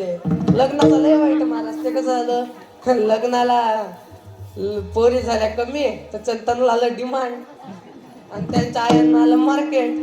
आणि मग त्यांच्या माया साधा जरी कोणा फोन लावला तरी नाकात नथनीला झटका. आणि साधा काहीच नाही, रामकृष्ण हरी कसं काय चालू याच्यासाठीच फोन असतो बरं. पण ते डायरेक्टच म्हणतो आपलं आता यावर्षी लग्न करायचं नाही, आपली पप्पी काही लय मोठी झाली नाही, तिला आणखीन 1 वर्ष ठेवायचंय. आणि तिला तेव्हाही पाहत असताना नाही का असा पाहायचं ज्याच्या जवळ 20-30 एकर जमीन असली पाहिजे, दिसाला स्मार्ट असला पाहिजे, त्याच्या घरी त्याला आईबाप नसले पाहिजे. मायबाप नसले पाहिजे. वा वा वा वा वा. तुम्हाला मरावं लागल अशा डिमांडी ठेवसाल तर. काही अटी करा नेमून. तुमच्या घरी 1.5 एकर नाही, तुम्ही 20-30 एकराची गोष्ट करता. ठीक आहे, जास्तच देखणी असेल मुलगी, 5 एकर 6 एकर, लयच देखणी असेल तर 10 एकर पण झाली. 20-20, 30-30, 40-40 एकर. आणि काय ते, आणि वरून सांगतात घरी शेत पाहिजे, पण आमची पोरगी रानात जाणार नाही. मग शेत काय पेटवा पाहिजे काय विकाय पाहिजे? आणि लोक म्हणतात पोरी भेटत नाही. का भेटत नाही पोरांना पोरी? का नाही भेटलं? कधी ऐकलं डॉक्टरचं लग्न नाही झालं? कधी ऐकलं इंजिनियरचं लग्न नाही झालं? क्वालिटी कमवा. तुमचं पोरग नाही, त्याला तुम्ही राहायला झोपडपट्टी दिली, प्यायला हातपट्टी दिली, फिरायला फटपट्टी दिली आणि घालायला जीन्स पट्टी दिली, तोंडात गुटकान ते हातात दारूची बॉटल आणि इकडे तिकडे रातचा फिरतो. रातचे ते बर्थडे करत असताना मित्राचा तोंड केकात खूप असतो. कोण द्यायला तयार आहे त्याला पोरगी? कोण तयार आहे खरंच सांगा? कोण आपल्या पोरीचं वाटून करायला तयार आहे? मग तशी क्वालिटी कमवा. काय नाही भेटत पोरगी? चांगली क्वालिटी कमवा. काय पोरगीचा सोळा पूर्ण बाप म्हटला पाहिजे आपली पोरगी तुम्ही करा, अशी क्वालिटी कमवा. आणि पोरींना सांगतो, तुम्ही फक्त 2 वर्ष थांबा, तुमच्या बापाच्या दारापुढे रांग लागल, पण तोवर तुम्ही घरात असला पाहिजे. आता रांग लागायची दारात खाली. महाराज लई वाईट परिस्थिती हो. आणि मुलींना सांगतो, मुली असतील मुलं असतील, रूप पाहून कधीच लग्न करू नका. कारण ज्यानं रूप पाहून लग्न केले महाराज, त्याचं महिनाभरात गुंडाळेल नाही. म्हणून रूप पाहून लग्न करू नका, गुण पाहून लग्न करा. मुलगा कर्तृत्ववान शोधा, दिसायला चांगला नका करू. आणि आजकालची परिस्थिती आहे, एखादी पोरगी पळून लग्न करून जात असेल ना, तर तिला दारुडे चालतो, त्याच्या घरी 1.5 एकर असली नसली तरी चालते शेती, दिसायला स्मार्ट असो नसो, डोमळा असो कसा असो चालतो. पण ते जर बाप करून देत असेल ना, तिला 40 एकर पाहिजे, सोबत नोकरी पाहिजे आणि ते काय स्मार्ट दिसायलाही पाहिजे. खरंच सांगा कितीपत योग्य आहे? म्हणून लग्न करत असताना कर्तृत्ववान मुलगा बघा. बघू नका मुलाच्या घरी किती आहे, किती एकर जमीन आहे. बघू नका मुलगा कसा आहे, मुलाचं कर्तृत्व कसं आहे ते बघा. तर लग्न करा. तर आणि तुम्हाला वाटतं, पण मुलांना सांगतो, तुम्हाला घालायचं ना टायटनची घड्याळ घाला. टायटन नाही, रोलेक्सची घड्याळ. मा घरचं कुठचं काय चाललं ते काय गोल्ड अमेरिकेचे शर्ट काय घाला, कुठले घाला ना ते इंग्लंड टायटन्स वगैरे ते काहीतरी एक कंपनी त्याची शर्ट घाला. 2 नाही 5 हजाराचं शर्ट घाला, गोल्ड अमेरिकेचे पॅन्ट घाला. नाही त्या कंपनी मधले तुम्ही वस्तू वापरा. आयफोन नाही, सॅमसंग S25 वापरा, अल्ट्रा वापरा, FEB सोडवा. असं नाही माझं म्हणणं. तुम्हाला काय करायचं ते कपडा वापरा. बुलेट शिवाय गाडी नाही चालवायची, फॉर्च्युनर शिवाय तर गावाच्या बाहेर नाही निघायचं. इंडियावर बंद झाली आता, फॉर्च्युनर शिवाय बाहेर नाही निघायचं. तुम्हाला वाटेल ते घ्या ना. पण तुम्हाला सांगतो, जे घ्यायचंय, जी आयुष मारायची आहे, जी पोरगी आवडते त्या बापाच्या जवळून ती बुलेट फटफट करतच जायची. पण इतकं ऐकलं माझ्या दादांनो, आता इतकं ऐका, हे जितकं काही वैभव तुम्हाला घ्यायचं असेल, जितकं काही हे महागड्या वस्तू घ्यायच्या असतील ना, ह्या सोन्याची नाही, चांदीची नाही, सोन्याची अंगठी घ्या. ते आजकाल चांदीची गोप घालतात, चांदीची घालू नका, प्युअर सोन्याचं घाला. पण तुमच्या कमाईवर, तुमच्या कर्तृत्वावर ते घाला, म्हणजे त्याला मान राहील. नाही तर उगीच बापाच्या पैशावर आईश मारू नका. आता आपल्याला कसं आहे, बापच गाडी देतो आणि त्याच बापाच्या गाडीचे बाप बिचारा हप्ता फेडत फेडत बेजार होतो आणि हा तिकडे त्या पोरीला घेऊन येतो. आणि ह्या काही सुधारणात बरं, यांची चॉईसला आहे. यांना कसं आहे, सुद्धा मुलं आवडत नाही, कर्तृत्ववान मुलगा यांना आवडत नाही. यांना कसं आवडते, एकदम भंगरी, बगलात गोचड्या, 1 साइड भांग, काय कायचे कटिंग वेगळाच आहे. इकडून असं वखरून टाकतात, इकडून नांगरून टाकतात, तर मनात ते गोबीचे फुलं लावतात. काय कटिंग आहेत, यांना सुद्धा आवडत नाही. यांना तसा आवडतो. मग त्याचा 1 साइड भांग, अंडरपॅन्टला वा असा, आणि त्याला म्हणते तूच माझी जान. आणि तो त्याच्यापेक्षा एडा, तो म्हणतो ती माझ्यावर लई प्रेम करते. अरे मूर्खा, ती तुझ्या प्रेम काही करत नाही, ती नुसतं तुझं ATM मोकळं करते. काय ना, जोपर्यंत खिसा गरम आहे तोपर्यंत सगळं आपलं येतं. साहेबाजवळ लोक तोवरच राहतात जोपर्यंत साहेब पदावर येत किंवा खिसा गरम आहे, बाकी राहत नाही. एखादा पदाधिकारी असू द्या ना, जोपर्यंत पदावर रिटायर्ड होऊ द्या, विचारत नाही कोणाला कोणी. म्हणून तसं कर्तृत्व करा, इथं नाम करा. मग ते नाम करण्यासाठी, 4 मुक्ती मिळवण्यासाठी देवाच्या द्वारामध्ये क्षणभर उभं राहावं लागेल, म्हणजे जन्मभर उभं राहावं लागेल. जन्मभर आपल्याच्यानं उभं राहिल्या जात नाही देवाच्या द्वारामध्ये. मग भक्तीच्या द्वारामध्ये उभं राहणं म्हणजे देवराच्या दरवाजामध्ये किंवा मंदिराच्या दरवाजामध्ये येऊन उभं राहणं नाही. घरी असो, चालता बोलता कधीही काय करा, म्हणजे तुम्हाला 4ही मुक्ती साधल्या जाईल. अभंगाचं 2रं चरण. हरी मुखे म्हणा, हरी मुखे म्हणा, हरी मुखे म्हणा, हरी मुखे म्हणा, हरी मुखे म्हणा, हरी मुखे म्हणा, हरी मुखे म्हणा, हरी मुखे म्हणा, हरी मुखे म्हणा, हरी मुखे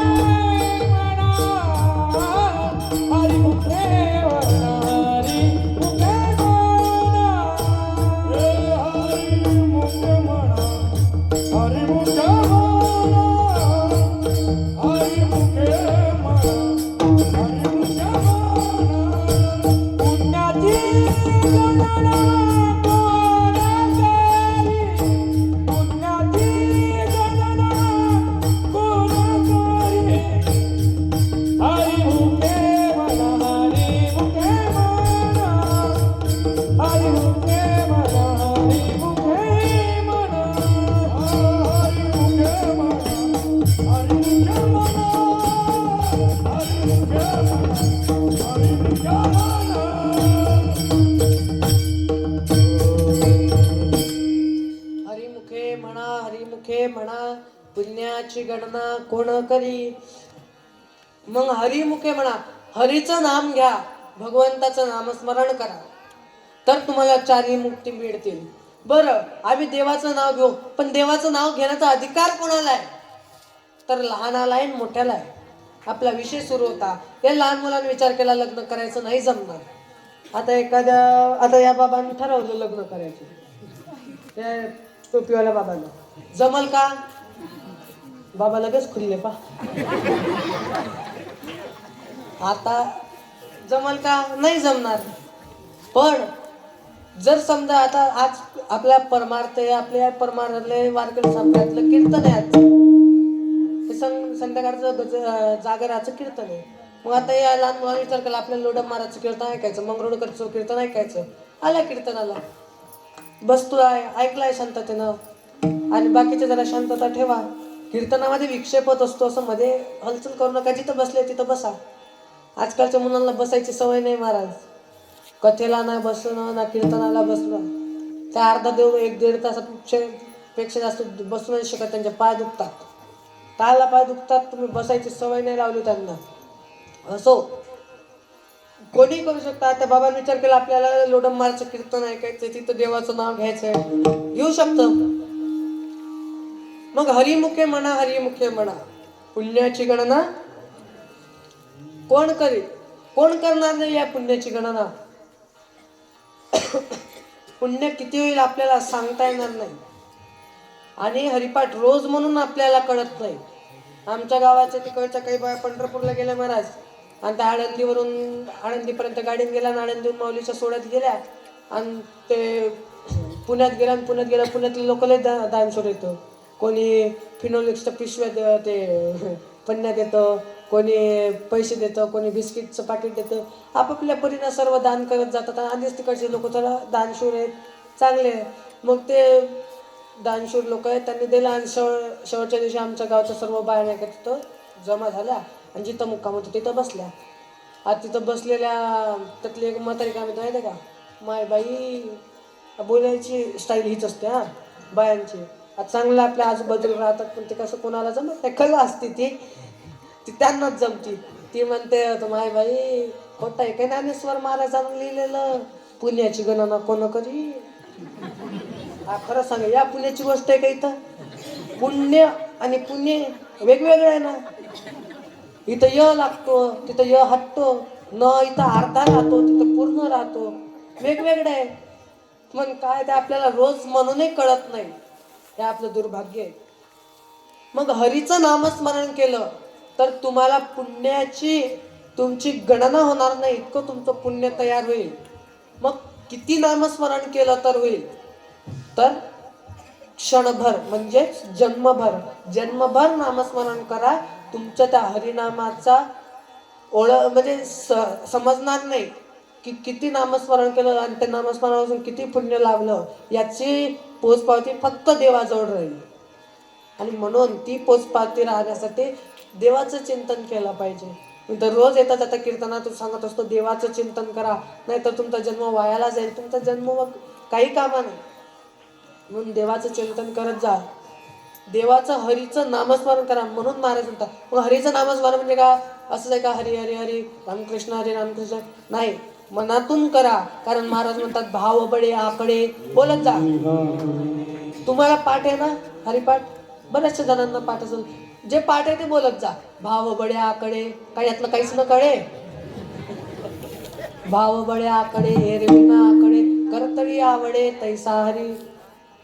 इथे बोललं पाहिजे. नाही तिथं बोलून काय फायदा? त्याला वाचाड म्हणतात. त्याला वायफळ बोलणाऱ्याला वाचाड म्हणतात. अनंत वाचाड बरडती बरड तया कैचा दयाड पावे हरी. त्याला कसा देव पावेल? तो वायफळ बडबड करणार. जो देवाचं नामस्मरण करेल त्याला देव पावतो. म्हणून आणि सर्व कुठलाही अभंग घ्या, त्याचं संपूर्ण उत्तर हरिपाठातच आहे. महाराज म्हणले हरिमुखे म्हणा, तुमच्यासाठी हेच आहे. कारण की योग याग विधी येणे नोहे वायाची उपाधी. योग याग क्रिया हे तुमच्याच्यानं नाही होणार. हे तुमच्याच्यानं होणार नाही. तुम्ही काय करा, हरिमुखे तुम्ही हरीचंच नामस्मरण करा, दुसरं काहीच करू नका. आणि म्हणून सर्वांना देवाचं नाव घ्यायसाठी हात वर करायचं. थोडासा त्रास देतो तेवढा सर करा. लहान मोठ्यापासून सर्वांनी पहिले हात वर करा. टाळी सुरुवातीला नाही वाजवायची. हात वर करा, सर्वांनी हात वर करा. इकडे आणि पा लोक तुम्ही हातच वर करा. वरदान लक्ष केलं, हात वर करा. बसलेल्या समान ते मागं बसलेले बाबा तुमचा हात वर करायला होता. हात वर करा. समोर दिसतात बरं इथून. हात वर करा आजी, हात वर करा. तिकडे हात वर करा. सर्वांना नमस्कार. तुले हरी का नाम विठ्ठल पांडुरंगा. एक सोबत एक तुले हरी का नाम विठ्ठल पांडुरंग. तुले हरी का नाम विठ्ठल पांडुरंगा. तुले हरी का नाम विठ्ठल पांडुरंग. हे पांडुरंगा पांडुरंगा पांडुरंगा पांडुरंगा.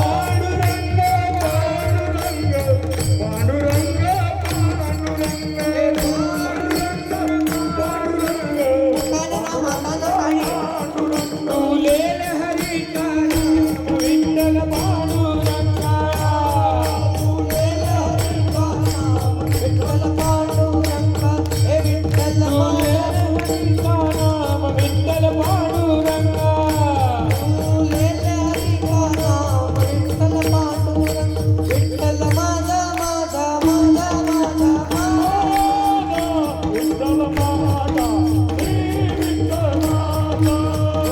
विठ्ठल माझा माझा माझा माझा माझा. विठ्ठल माझा मी विठ्ठलाचा. विठ्ठल माझा, माझा, माझा, माझा, विठ्ठल माझा माझा माझा माझा माझा. विठ्ठल माझा मी विठ्ठलाचा. माझा माझा माझा माझा माझा. विठ्ठल माझा मी विठ्ठलाचा. हे गण गण गणात बोलते, गण गण गणात बोलते. हे गण गण गणात बोलते, गण गण गणात बोलते. गण गण गणात बोलते, गण गण गणात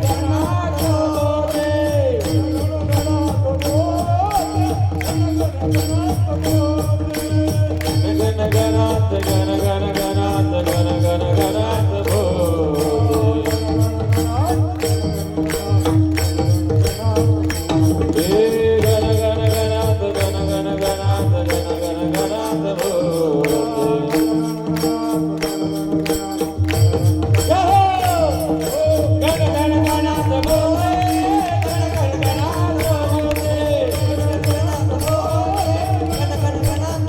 हे गण गण गणात बोलते, गण गण गणात बोलते. हे गण गण गणात बोलते, गण गण गणात बोलते.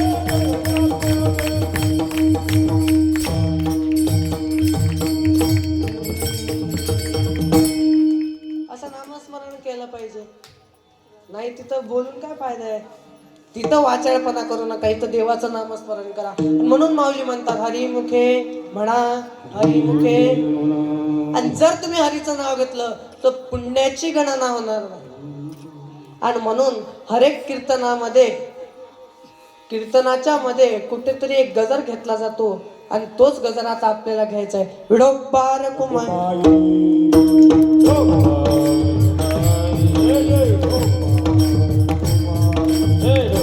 म्हणा.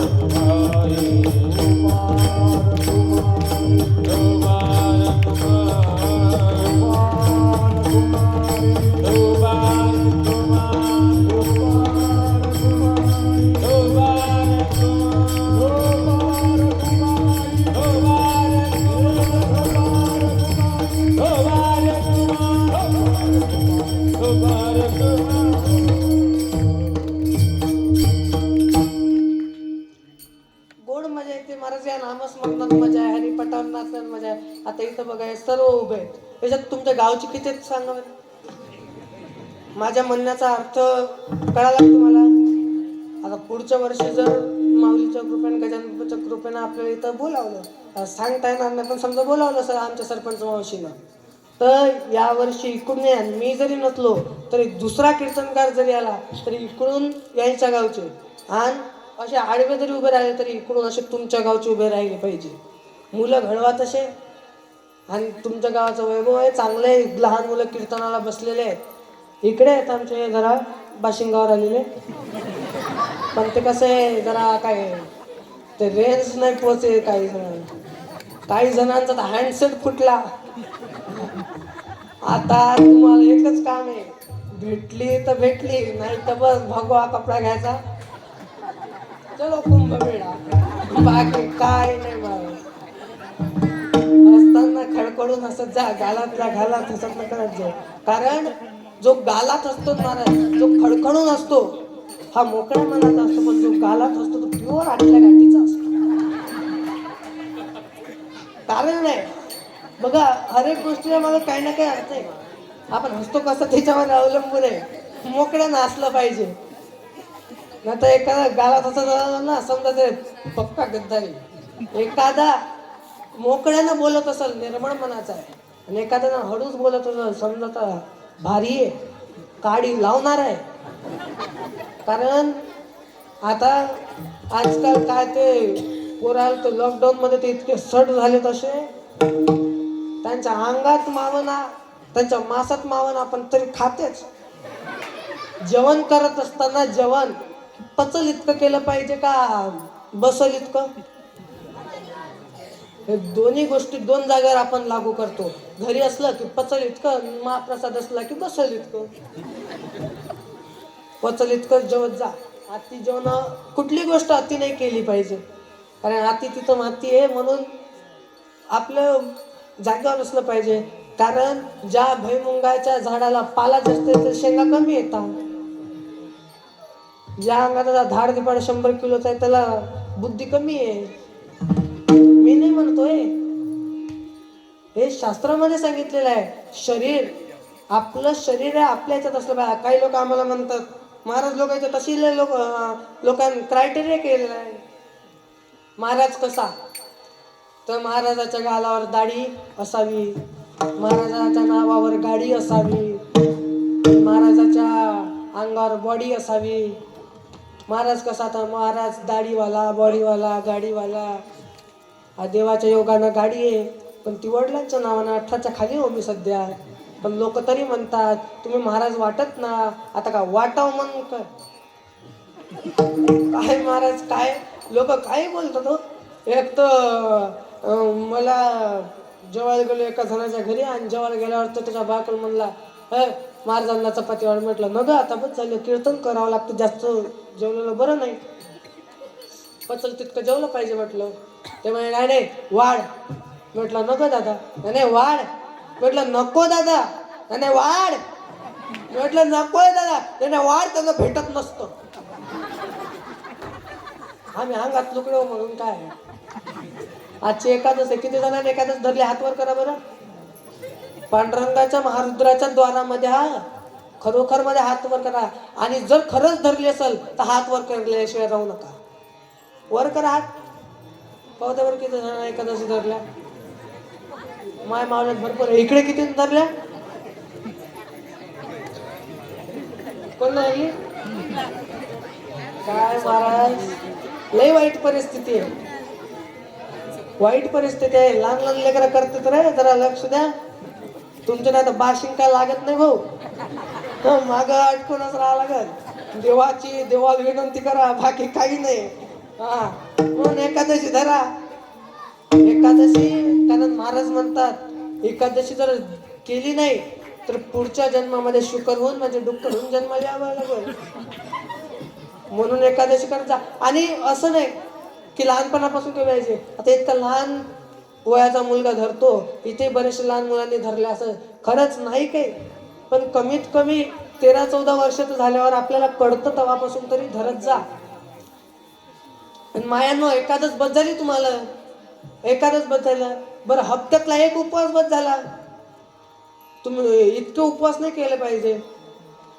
खरंच खरंच सांगा माता मावल्यांनो, तुमची जर तब्येत खराब झाली, दुसरी बाई येणार आहे का तुमच्या घरी करायला? शेजारचे येणार आहे का करायला? दुसरी कुठून बाई येणार आहे का? हे आणत्याल हो, यांचं काय? पण तुम्हाला खपल का? आपल्याला खपली पाहिजे ना. मग म्हणून जास्त उपवास नका करत जाऊ. सोमवार झाला की बुधवार, बुधवार झाले की गुरुवार, गुरुवार झाले की शुक्रवार, शुक्रवार का बिना मिठाचा. कमी उपवास करते. आठवड्यात एक बस झाला, एकादश बस झाली. इतके उपवास काय करता? रोड झाल्यावर बाया तर उपवासानं. माकडे नका पाहू, मी कीर्तनान झालो. हो, नाही लोक म्हणतात तुम्ही इतके रोड, तुम्ही काय खात नाक काय? खात नाही अशातला भाग नाही. काही लोक म्हणतात तुम्हाला भेटतच नाही. खुशाल म्हणतात तो. आता खाऊन खाऊन किती खाणार हो? मी तर काय ढोर नाव. म्हणून महाराज. आणि जेवण जरा गडबडीत नाही केलं पाहिजे. आरामशीर जेवायचं. कमी जेवायचं पण आरामशीर जेवायचं. आमच्या आनंदीतने आणखी तीच पद्धत आहे महाराज. एक एक दीड दीड अर्धा अर्धा तास, आपला अर्ध्या तासात काय 10 मिनिटात जेवण होतं, तिथं अर्धा अर्धा पाऊन पाऊन एक एक तास आमचे जेवण चालायचे. मी उन्हाळ्यात जायचो मामाच्या इकडं तर आळंदीमध्ये. का तर अन्न यज्ञ आहे, त्याला घाई गडबडीत नाही घेत, ग्रहण केलं पाहिजे. आणि पचवणारा भगवंत आहे. गीतेमध्ये 15व्या अध्यायामध्ये 14व्या श्लोकामध्ये भगवान श्रीकृष्ण म्हणतात, अहम वैश्वानरो भूत्वा प्राणिनाम देमाश्रिता प्राणापान समायुक्त पचाम्यन्नं चतुर्विधम. कोण? भगवान म्हणतात मी स्वतः तुमच्या पोटामध्ये अन्न पचवणार आहे. तर मग खरंच सांगा, तुम्ही मांस मच्छी वगैरे नॉनव्हेज खाता, कसा माझा भगवंत पचवलो? आणि आपलं उलट आहे महाराज. गुरुवार खात नाही, शनिवार खात नाही, रविवारी दाबेश्वर राहत नाही. बाकी दिवस काय देव झोपलेला राहतो काय? आणि बरं देवाच्या नावाने काय ते नवस करतात तर करतात. देवाला काय वाहतात माहितीये का? त्या नख्या. ते कोण तर ते शिजत नाहीत म्हणून. देवाला त्याही नसत्या वाल्या, शिजल्या असतात. लय वाईट परिस्थिती आहे महाराज. दारुड्यांचं काय? म्हणून देवाचं नाव घ्या. दारुड्यांचे ते आजकाल लय लहान तरुण लेकरं दारू पितात. वाईट परिस्थिती आहे. वेळ कमी आहे, आपला वेळ झालेला आहे. 10 मिनिटं राहिलेले, आपलं 10 मिनिटात अभंग सोडवायचा आहे. लय वाईट परिस्थिती आहे. जाता जाता सांगतो तुम्हाला, इतकी वाईट परिस्थिती आहे. हे दारुडे एक आलं महाराज माझ्याजवळ. म्हणून महाराज आमचं कधी लय घोळ होतो. म्हटलं काय झाला? तो शुद्धीवर होता. तो म्हणला त्या दिवशी आम्ही पार्टी केली. म्हटलं बरं, मग काय झालं? म्हटलं त्यात घोळ काय नाही. म्हणे आम्ही तिघांनी ठरवलं, पिऊन होतो पण आम्ही ठरवलं पार्टी करायची. मग म्हटलं म्हणे आमच्या घरी बोकडे, चला घेऊ. मग तिकडे गेलो म्हणे. त्या दोघांना घराबाहेर ठेवलं म्हणे. कारण घरात एक काळं कुत्रं होतं म्हणे. ते जर भुकलं तर मालकीन उठली तर आम्हाला तिघांना झोडत होती म्हणे. मग बरं म्हटलं. मग पुढे काय झालं? काय नाही म्हणे. घरात गेलो, बोकडं घेतलं, बाहेरच्या बाहेर आमची पार्टी झाली. म्हटलं मग आता याच्यात वांदा काय? काय नाही म्हणे. सकाळी उठलो, रस्त्यावरून उठलो, गेलो म्हणे घरी गेलो तर घरी पाहिल्यावर बोकडं जसं तसंच होतं म्हणे. आता मग म्हटलं काय झालं? काय नाही म्हणे. बायको झाडत जाईल, तिला विचारलं म्हणे काय ग बोकडं इथं कसं काय? तिनं म्हटलं म्हणे त्या बोकड्याचं जाऊ द्या, काल रात्री काळं कुत्रं घेऊन कुठं गेलं. वाईट परिस्थिती आहे. एक तर घरी गेलो आणि बायकोला म्हणलं आपल्याला जर सरपंच केला ना, गाव बदलल गाव. एक म्हणलं आपल्याला जर जिल्हा परिषद सदस्य केला ना, सर्कल बदलल. अध्यक्ष केला ना, जिल्हा बदलल. आपल्याला जर मुख्यमंत्री आमदार केला ना, आपलं विधानसभा बदलल. आपल्याला खासदार केला ना, आपला जिल्हा बदलल. त्याची बायको म्हणली लयच पिऊन आलं वाटतं. मग म्हणे ते परत म्हणलं. ती म्हणे अहो थांबा जाऊ दे म्हणे. आपल्याला जर गावाला महाराष्ट्रातल्या लोकांना जर मुख्यमंत्री केला म्हणे, आपल्या जर या लाडक्या बहिणीचा भाऊ बनवला ना, आलेत ना 9,000. किती हप्ते आले? यांचा हात जोडला पाहिजे यांना. एकनाथ साहेबांच्या बहिणी आहे तसे होती. नाही तर काय महाराज, चांगले असो. आणि मग ते म्हणलं आपल्या मुख्यमंत्री केला ना आता अख्खं राज्य बदली. त्याची बायको कातून म्हणली हो तुम्हाला काय बदला असते नंतर बदला म्हणे, पण पहिले जे तुम्ही लुंगी समजून परकर घातला ते बदला. तुमच्या इकडे परकरच म्हणतात किंवा का पेटीकोट म्हणतात. काय सांगा महाराज लय वाईट परिस्थिती. म्हणून दारू पिऊ नका. मग काय करा, देवाचं नामस्मरण करा. देवाचं नामस्मरण करत असताना आपल्याला वेळ कमी आहे, लवकर अभंग सोडवायचा आहे. मी तिसऱ्या चरणाचा अर्थ सांगतो, ज्ञानेश्वर माऊली घ्यायची. त्यानंतर मी आपला चौथा चरण सोडवून नंतर चाल होईल आणि त्यानुसार आपण सर्वांनी विठ्ठल जय जय विठ्ठल होईपर्यंत कोणच उठायचं नाहीये. आणि म्हणून वेळ आता आपल्याकडे 10 मिनिटं आहेत. 10 मिनिटं आपल्याला चिंतन संपवायचं आहे. बघा विषयाकडे या. मग तिसऱ्या चरणामध्ये ज्ञानोबारे आपल्याला सांगतात असोणी संसारी जीवा वेगू वेदशास्त्र उभारी. महाराज म्हणले संसार करून तुम्ही वेगाने परमार्थ करा. आणि आमचे गुरुजी म्हणायचे संसार करत असताना सावकाश करावा आणि परमार्थ करत असताना वेगाने करावा. श्री प्रातस्मरणीय ध्रुव बाबांचं वाक्य आहे, संसार करत असताना घाईने केला पाहिजे, सावकाश केला पाहिजे आणि परमार्थ करत असताना घाईने केला पाहिजे. कारण संसारात किती केला मरल तुम्ही पण संसार पूर्ण होणार नाही, पण परमार्थ थोडासा जरी केला तरी पूर्णत्वाला नेतो. म्हणून संसार हा घाईने केला पाहिजे, कारण की हा लवकर आपण मरायच्या आधी पूर्ण झाला पाहिजे. कारण की आणि या जन्म मरणाच्या याच्यातून सुटण्यासाठी परमार्थामध्ये मुक्ती मिळवण्यासाठी भगवंताचं चिंतन एकमेव साधन आहे. 4 मुक्ती आहे, सलोकता समीपता सायुज्यता आणि स्वरूपता. या 4ही मुक्ती मिळवण्यासाठी देवाचं चिंतन महत्वाचं आहे. देवाचं चिंतन केलं तर हे 4 मुक्ती मिळतात. मग संसार करून केलं पाहिजे, परमार्थ घाईने केला पाहिजे, कारण कधी जाईल सांगता येत नाही. पण जर तुम्ही घाईने परमार्थ केला नाही, तुम्ही जर परमार्थ पूर्ण केला नाही किंवा केलाच नाही तर तुम्हाला जन्म मरणाच्या फेऱ्यामध्ये अटकावं लागेल. पुनरपि जननम पुनरपि मरणम पुनरपि जननी जठरेश या संसारे कृपया पार खलु दुस्तारे भज गोविंदम गोविंदम भज मूढमते. गोविंदाला भजा, नाहीतर जन्माला येणं मरण हे तुम्हाला आहेच. कधी ना कधी मरण आहे, पुन्हा जन्माला येणार. किती वेळा जन्मा यावे नित्य फजित होणार आपल्याला, काही नाही उरत या जगामध्ये आपलं. म्हणून संसार करून परमार्थ वेगाने केला पाहिजे, कारण संसार पूर्ण होणाऱ्यातला नाही. घर बांधा, घराचे पूर्णत्व कधी होते, घर पूर्ण कधी होते, स्लॅब टाकल्यावर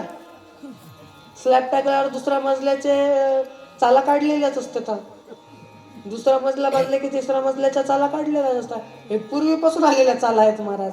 संसार हा पूर्ण होणाऱ्यातला नाही, पण मंदिराला पूर्णत्व आहे. कळस बसला, मंदिराचं काम पूर्ण झालं. मग मला सांगा, परमार्थ पूर्ण होणार आहे म्हणून आपण मरण्याच्या आधी परमार्थ पूर्ण व्हावा म्हणून परमार्थ वेगाने केला पाहिजे. लोक म्हणले आम्ही परमार्थ वेगाने करू, पण हे तुम्ही तुमच्या मनचं कसं काय सांगता? महाराज म्हणले मी माझ्या मनाचं सांगत नाही. तर महाराज म्हणले वेदशास्त्र उभारी बोला. तुम्हाला पाठे का अभंग? तुमच्या गावचे लेकरं मला लय हुशार दिसतात महाराज. ते पोरांना जोरान बोलायचा, आवाज आला पाहिजे. मी काय करू राहिलो? बरं झालं की तिथूनच म्हणली जोरानं. काय करू राहिलो?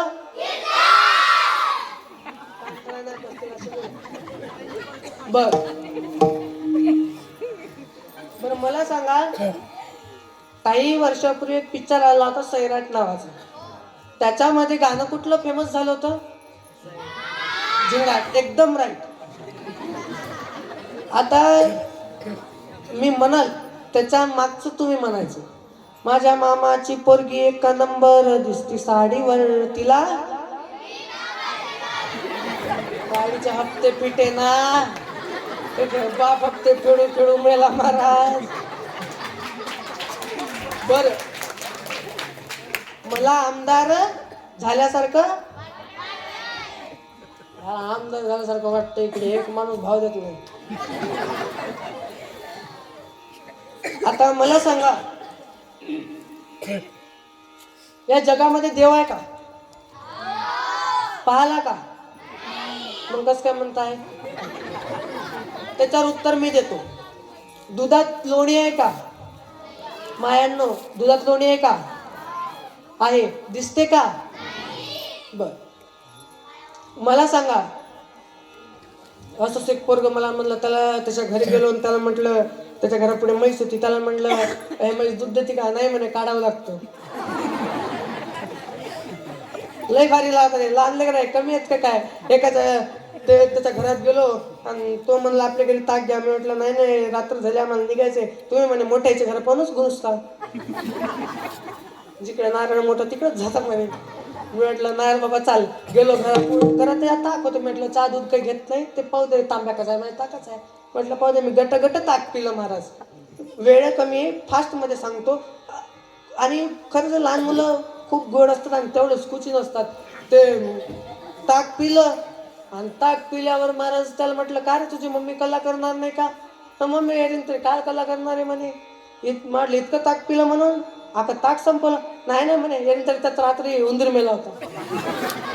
घेतला रागात आणि ते गळवा आपटला होता. जोरात म्हणला, मम्मी महाराज ना आपला संडास जायचं, गळवा तोडला. लय भारी राहतं ते लेकर. हे काय कमी आहेत का काय? म्हणून यांच्या नांदाला लागायचं, यांच्या दारुड्याचं चुकून नांदाला लागायचं नाही. एसटीत गेलो, त्या ट्रॅव्हल्स मध्ये मी झोपलेला आहे. ते 2 सीटर राहते. मग बाजून एक दारोड झोपलेलं होतं. सारखं झोपायचं की उलट झोपलं. झोपू द्या म्हटलं. तर रातचं मग पाय खास झोप बसलो. 1 वेळा झालं, 2 वेळा झालं, 3ऱ्यांदा उठलं. अरे म्हटलं काय पाय खास होता? पिऊन देऊन आला. तो मला काय म्हणतो, पिऊन देऊन आला काय म्हणते? माझा पाय आहे. बरं सांगा, त्याचा पाय खाजवी का मग पाय? लय भारी महाराज. या दोघांच्या नांदे चुकून लागायचंय. पोरांनो, आता मला सांगा, इथे इंग्लिश मीडियमला कोण आहे? अभिमानानं हात वर करा, भ्यायचं नाही. मी काय तुमचा गुरुजी नाही. कोण आहे? कितवीला आहेस तू? 5वीला. मला सांग, पाणी निर्माण करण्यासाठी त्याच्यामध्ये ऑक्सिजन आणि हायड्रोजन असतं. दिसतं का? मग ते कुठं असतं? हव्यात. बरोबर. हवेमध्ये ऑक्सिजन आणि हायड्रोजन असतं. O2 आणि H राहते फक्त. H आणि O2 या दोघाला म्हणून काय म्हणतं? H2. बरोबर. आता मला सांगा, H2O म्हणजे पाणी. पाणी बनायच्या आधी ऑक्सिजन हायड्रोजन दिसत नाही, परंतु आहे.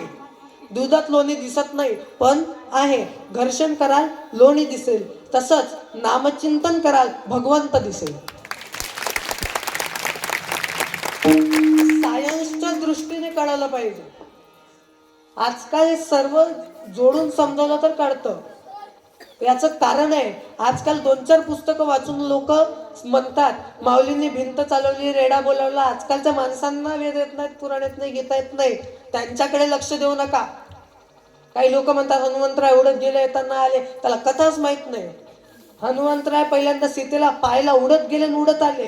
आणि रामाला घेऊन गेले तेव्हा रामसेतू बांधत गेले आणि रामसेतू जे बांधला होता त्याच्यावरूनच परत आले. आपल्याला माहिती ना, आपण उगीच बोंबा टाकत बसतो, बाकी काही नाही. महाराज, या शिक्षित लोकांच्या मागे पडायचं नाही. आपला परमार्थ करायचा, अगदी वेगाने करायचा. मग परमार्थ वेगाने करत असताना भगवंताचं चिंतन घेतो. तसंच जर संतांचं चिंतन केलं तर काय होते, तर आपले पाप नष्ट होतात. घेता सज्जनांची नावे, सज्जनांची नावे घेतली. मग सज्जन कोण आहे? तर संत आहे. आणि तुम्हाला सांगतो, दान इथं करत जा. सज्जन शब्द आला म्हणून सांगतो, सज्जन का पैसा खाए साधू संत फकीर और दुर्जन का पैसा खाए डॉक्टर चोर वकील. माणसांना दवाखाना आणि कोर्टाच्या पायऱ्या कधी चढू नये, कारण तिथं गेलं की माघारी जात नाही माणूस. शुगर असू द्या, जन्मभर जात नाही. आणि म्हणून हे सर्व गोष्टी पेक्षा साधू संतांना द्या, या मंदिराला द्या, आपल्या सप्त्यामध्ये दान करत जा. नाही तिथं करू पैसा देऊन फायदा नाही. आणि या सप्त्यामध्ये अशीच कीर्तनं झाली पाहिजे, छान नामस्मरण घडतं. म्हणून त्या संतांची, त्या सज्जनांची नावं, त्या सज्जनाचं नाव आपल्याला आता घ्यायचं आहे. त्या संताचं, ज्या संताचाच आजचा अभंग आहे त्याचं नाव सर्वांनी हात वर करून टाळ्या वाजवत घ्यायचं आहे. ज्ञानेश्वर माऊली ज्ञानराज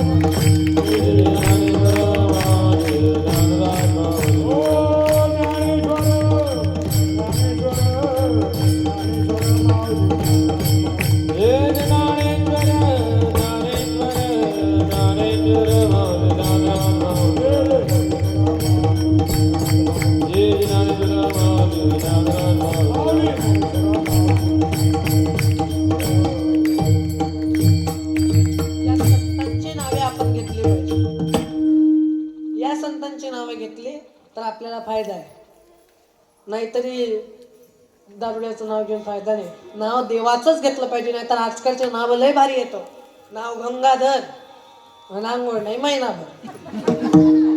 गंगाधर कोणाला म्हणतात? शिवशंकराला. का तर त्याच्या डोक्यावर, भगवान शंकराच्या डोक्यावर गंगा आहे आणि त्या गंग्यानं अखंड नामाचं आंघोळ होते. पण हे अमावस्या आल्याशिवाय का आंघोळ करत नाही. नाव शांताबाई आणि भांडण केल्याशिवाय तिला करमत नाही. नाही भारी नाव महाराज. काय ते ज्याचं नाव देवाच्या नावानं ठेवलं तोच लय कुचल निघतो. म्हणून आपल्या मुलांना संस्कार लावा. का घडणार नाही? आमच्यासारखे मुलं घडणं अवघड नाही. माऊलींचा सहवास द्या. माऊलींच्या सहवासाने रेडा वेद बोलतो. आमच्यासारख्यांनी कीर्तन केलं त्यात काहीच मोठी गोष्ट नाही महाराज. आणि म्हणून माऊली म्हणतात द्रुपदामध्ये माऊली, आणि संपूर्ण हरिपाठाचं द्रुपद एकच आहे आणि ते सार आहे. ते काय? हरिमुखे म्हणा पुण्याची गणना, हरीचं नामस्मरण करा. हरीचं नाम घेतल्याशिवाय दुसरं काहीच नाही या जगामध्ये. ज्या राजानं आपल्यासाठी सर्व काही केलेलं आहे त्या राजाला लक्षात घ्या. त्या राजाचं कर्तव्य लक्षात घ्या. त्या शिवरायानं काय नाही केलं आपल्यासाठी, त्या शंभूराजानं काय नाही केलं. आपला धर्म सोडू नका. त्या शंभूराजाच्या अंगावरच्या सालपटी काढल्या पण धर्म सोडला नाही. अफजल खानाला शिवरायाने असंच मारलं नाही. पोवाडाकार काय गोड वर्णन करतात. प्रतापगडच्या पायथ्याशी खान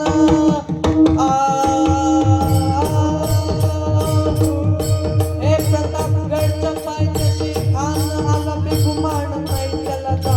शिवाजी राजाचा करमणुकीची, शिवाजी राजाचा करमणुकीची, त्यास नाही जाणीव शक्तीची, त्यास नाही जाणीव शक्तीची, आणि करील काही कल्पना युक्तीची.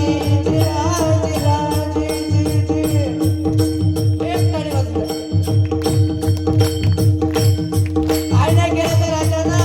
प्रतापगडावर खाली उतरला. अफजल खानाला मारण्यासाठी प्रतापगडाच्या खाली उतरला. खाली उतरता खान बाहेर आला. खान बाहेर आला आवाज करून. खान बाहेर आला आणि बाहेर आल्यानंतर वर पाहिलं शिवराय खाली येऊ लागले. भेटीसाठी मोठा नक्षीदार शाम्यान उभारला होता. भेटीसाठी छान उभारला, भेटीसाठी छान उभारला, आणि नक्षीदार शाम्यानाला, नक्षीदार शाम्यानाला, आणि अशा नक्षीदार शाम्यानामध्ये अन डौलत डुलत आला, अन डौलत डुलत आला, खान डौलत आला. आंग हलवत धाड पळसं 11 हत्तींचं बळ असलेला तो खान येताना पंढरपूरला आला. पांडुरंगापुढे गाय कापली.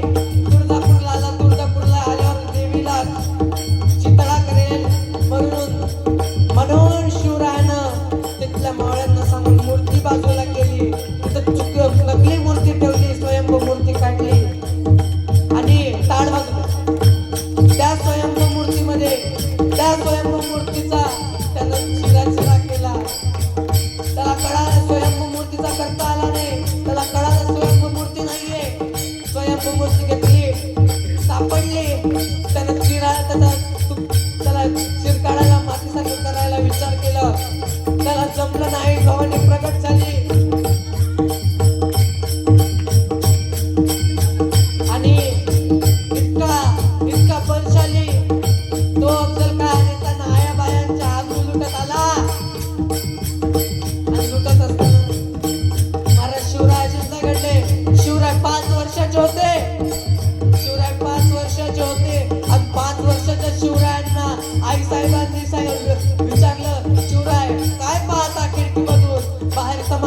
मंडप लागलेला होता. तमाशाच्या मंडपाकडे पाहून माझे शिवराय म्हणले, आई साहेब तो मंडप कशाचा आहे? आई साहेब म्हणले, मला तुम्हाला आता सांगता यायचं नाही, पण तुम्हाला सांगते बाळराजे, तुम्हाला राजा व्हायचंय, पण बाया नाचवणारा नाही, बाया वाचवणारा राजा. अशी आता शिवरायांना शिकवण देणार ते आई मोबाईल नव्हते, हरिपाठ देत होते. महाराज जगद्गुरु तुकाराम महाराज त्यांचे शिष्य होते. काही लोकांच्या मला शिवजयंतीसाठी फोन येतात, म्हणतात महाराज शिवजयंतीचं कीर्तन आहे, नुसतं शिवरायांचं कीर्तन, शिवरायांवर चरित्र घ्या. दादा त्यांना ज्या तुकोबारायांनी घडवलं त्यांचं चरित्र घ्या. शिवराय आले त्या व्याख्यान करताना माझी विनंती आहे, व्याख्यान करत असताना आवाज करू नका, कृपया माझ्या हात जोडून विनंती आहे, मध्ये बोलू नका. व्याख्यान करताना विनंती आहे माझी, सांगत असताना शिवरायाचं चरित्र सांगा, पण सोबत आई जिजाऊचं चरित्र सांगत असताना तुकोबारायांचं चरित्र सांगा. 18 पगड जाती एकत्र केल्या, कुठली जात बाजूला टाकली नाही, सर्व जातीला एकत्रित करून स्वराज्य स्थापन केलं 16व्या वर्षी. आजकालच्या मुलांचं 16वं वर्ष बोललं नाही मला. आणि त्या 16व्या वर्षी स्वराज्य स्थापन केलं ते माझे शिवराय होते. आणि असे शिवराय प्रतापगडावरून येत होते. खाण्याच्या सोबत कोण होतं? सय्यद बंड त्याच संगतीला, सय्यद बंड त्याच संगतीला, शिवबाच्या संगती माळा, शिवबाच्या संगती माळा. शिवरायांच्या सोबत माळा होता. माळा म्हणजे जीवा होता म्हणून वाचला शिवा. आजकालचे पोरं म्हणतात आम्ही मावळे. अरे तुम्ही मावळे नाही, तुम्ही लोक मावळे. मावळे त्यांना म्हणावं, जीवाची पर्वा न करता दडले ते मावळे. आजकालचे मुलं डीजे पुढे नसतात. शिवजयंतीला डीजे आणू नका, शिवजयंतीला कीर्तन ठेवा. अशा मताचा मी नाही की तुम्ही आमची कीर्तनच ठेवा, पण शिवजयंतीला सात्विक कार्यक्रम करा. शिवाजी महाराज पुन्हा आहेत. असे ते शिवराय, अशा ते शिवराय आले. आणि ते शिवराय आल्यानंतर खान हाक मारितो वासरी, खान हाक मारितो वासरी. खान मोठमोठ्यानं हसायला लागला आणि म्हणला, आओ शिवाजी आओ, हमारे गले लग जाओ. खानानं हाक मारल्यानंतर शिवराय गेले. शिवरायांना माहित होतं हा साधासुद्धा माणूस गेले. आलिंगन दिलं खानानं. शिवराय गेले. शिवरायांनी कडे भेट केली आणि पकवास थोडा कमी करतो. आणि तो त्या खानानं त्या शिवरायांना दाबलं. खानानं दगा केला. पण काही क्षणात खान एडबडला. खानाला कळालं नाही काय झालं. आणि त्या क्षणाचा फायदा उचलून माझ्या शिवरायांनी पोटामध्ये बिचव ढकलिला, पोटामध्ये बिचव ढकलिला, पोटामध्ये बिचव ढकलिला. वाघ नकाचा मारा केला, वाघ नकाचा मारा केला, वाघ नकाचा मारा. महाराज बिचवा बसला. वाघ नकानं टरा टरा टरा टरा पोट फाडलं. इतके शूर माझे शिवराय. मागून सय्यद बंड आला. जसा खानाचा आवाज आला, सय्यद बंड आला. तलवार शिवरायाच्या अंगावर टाकत. तेवढ्याच माझ्या महाराजनं, तेवढ्याच माझ्या शिवानं त्या सय्यद बंडाला कापून टाकलं. म्हणून म्हणतात शिवा होता म्हणून वाचला शिवा. आणि त्या शिवरायाचं शिवगर्जनेमध्ये शिवगर्जनाकार वर्णन करतात. क्षत्रिय कुलावतंस सिंहासनाधीश्वर राजाधिराज महाराज छत्रपती श्रीमंत श्री छत्रपती योगी श्री श्री श्री छत्रपती शिवाजी महाराज की, संभाजी महाराज की, आईसाहेब जिजाऊ की.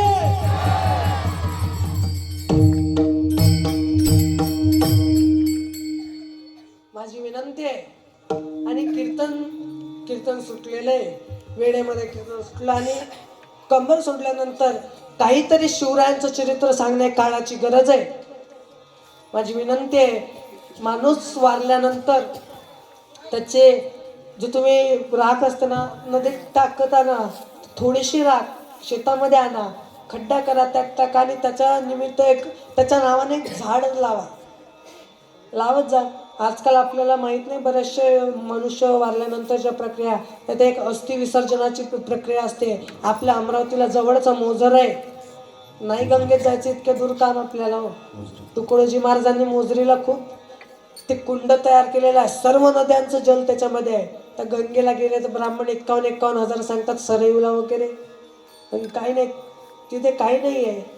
तिथे ते नदी पवित्र आहे, पण इतक्या दूर आपल्याच्या नाही खर्च होत. मग लोक आजकाल नाहीत करत त्या विद्या. माझी विनंती आहे, आपण आपल्या धर्माच्या सर्व विद्या केल्या पाहिजे. हा धर्ममंडप आहे, इथे धर्माचं कार्य केलं पाहिजे. आपण हिंदूंचा धर्मग्रंथ श्रीमद भगवद्गीता आहे, ती श्रीमद भगवद्गीता आपल्या घरात असली पाहिजे. मुलांना हातात द्या, त्यातले श्लोक शिकवायला पाहिजे. मोबाईलवर श्रीमद भगवद्गीतेतले 15 अध्याय 12 अध्याय लावून देत जा, नाही काही दुसरं. म्हणून आणि हे सांगणं काळाची गरज आहे. नाहीतर लोकांना मायबाप कळे ना हो.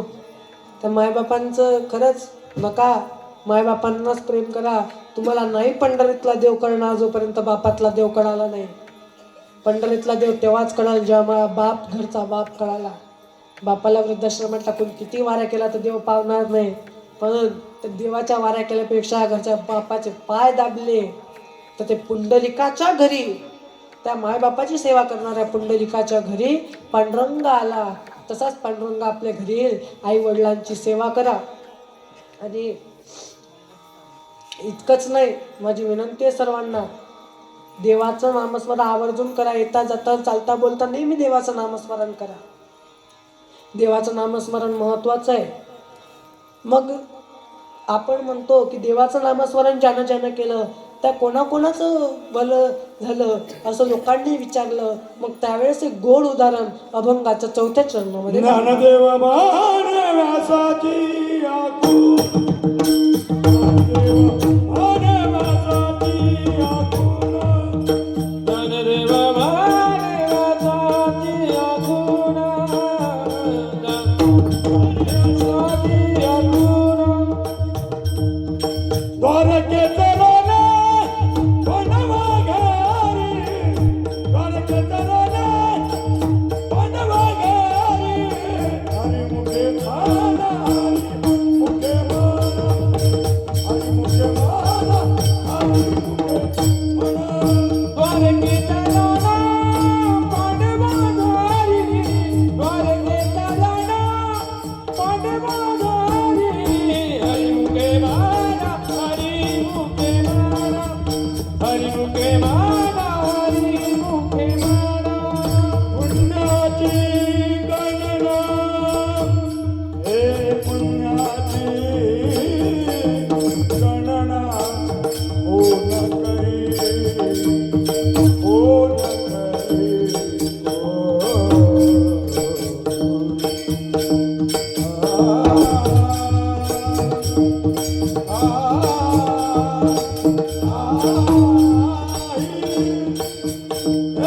पुण्याची गणना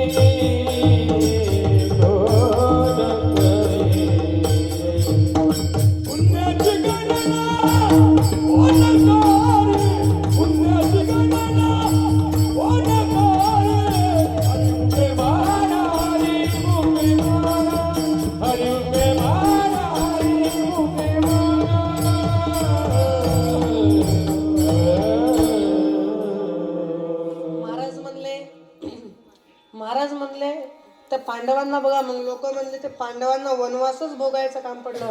तर लक्षात द्या, देवाचं नाव जर घेतलं तर प्रारब्ध तुमचं चुकणार नाही. गरिबी असेल तर गरिबीच राहील, पण त्या गरिबीला लढा देण्यासाठी शक्ती माझा भगवंत देईल.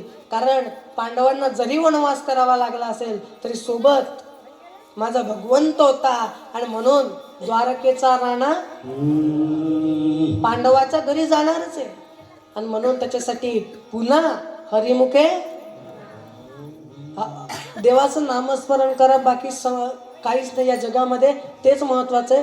2 मिनिटं थांबा, उठू नका कोणी. वेळेच्या पुढे मी 5 मिनिटं केलो, मला सर्वांची माफी असावी.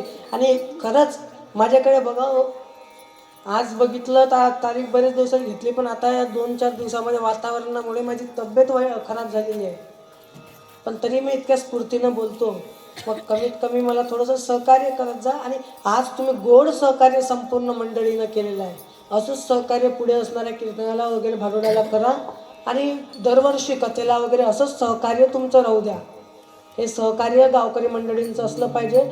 सर्व ग्रामस्थ मंडळींना पुढे 5 मिनिटं घेतली म्हणून सर्व ग्रामस्थ मंडळींना, श्रोतेजनांना मी दिलगिरी व्यक्त करतो. आणि सर्व गुरुजन मंडळी असतील, टाळकरी मंडळी असतील, तर जितके काही टाळकरी आहे सर्व धोतरावाले आणि हेच असले पाहिजे. वारकरी संप्रदायाचं वैभव आहे. धोतर घालून कीर्तनाला आलं पाहिजे आणि असंच घडत राहिलं पाहिजे. म्हणून काही नाही. नंतर आजकाल लोक म्हणतात लोक एज्युकेटेड झाली का झाली, तर कुत्र्यासोबत घेऊन येतात. त्याला काय माहीत, त्याला जोडीदार नाही म्हणून घेऊन येतो. लोक म्हणतात एज्युकेटेड झाली का झाली, तर बरमुडा घालतो. त्याला काय माहीत, धोत्रावरून बरमुडा पायजमावाला पायजमा, जीन्स पॅन्टवरून जीन्स पॅन्टवरून बरमुडा राहिला. कुठं काय एज्युकेटेड झाली, नुसतं मोकळीच झाली लोक. बाकी काही नाही महाराज. लोक म्हणतात, लोक आजकाल बायकोच्या हातात घेऊन, बायकोला हातात हात घालून फिरतात म्हणून एज्युकेटेड झाली. ते हातात हात घालून फिरतात म्हणून एज्युकेटेड झाले असं म्हणणं का? कारण की तो काय एज्युकेटेड आहे म्हणून हातात हात घालून फिरत नाही. त्याला त्याच्या जनावरावर विश्वास नाही म्हणून तो हातात हात घालतो. आणि म्हणून माझी विनंती आहे की ते लोक एज्युकेटेड नाही. तो का संप्रदायात एज्युकेटेड नाही. सोनोपंत मामा दांडेकर त्या काळामध्ये SP कॉलेजचे प्राध्यापक होते. आणि लोकमान्य टिळक वगैरे सर्व त्यांच्या सोबत राहणारी मंडळी होती. उच्च शिक्षित मंडळी होती. संप्रदायामध्ये आणखीन उच्च शिक्षित मंडळी आहे. नंतर आमचे गुरुजी असतील तर काय त्यांचं MA इंग्लिश, संस्कृत, मराठी आणि ग्रीक फिलॉसॉफीमध्ये झालेलं आहे. कोणाला विषय माहीत असेल नसेल, हे याच्यासाठी सांगतो, हे मोठेपणा म्हणून नाही. संप्रदायातही शिक्षित मंडळी आहेत हे सांगण्यासाठी तुम्हाला सांगत आहोत. आमचे नारायण बाबा जाधव आमचे गुरुजींचे गुरु आहेत. डॉक्टर बाबा म्हणतात त्यांना. डॉक्टर आहेत ते, MBBS आहेत त्या काळातले. मग शिक्षित मंडळी आहे म्हणून शिक्षण करून, संसार करून परमार्थ करा. शेवटी एकच सांगतो, हरिमुखे म्हणा, हरिमुखे म्हणा. म्हणजे तुमच्या पुण्याची गणना होणार नाही. अखंड पुण्य तुमचं घडत राहील. आणि त्याच्यासाठी फक्त देवाचं चिंतन घ्यायचं आहे. सर्वांनी शांततेत देवाचं चिंतन घ्यायचं आहे. काही सूचना सांगायच्या आहेत का तुझी मला? नाही ना? जय विठ्ठल जय जय जय विठ्ठल जय विठ्ठल.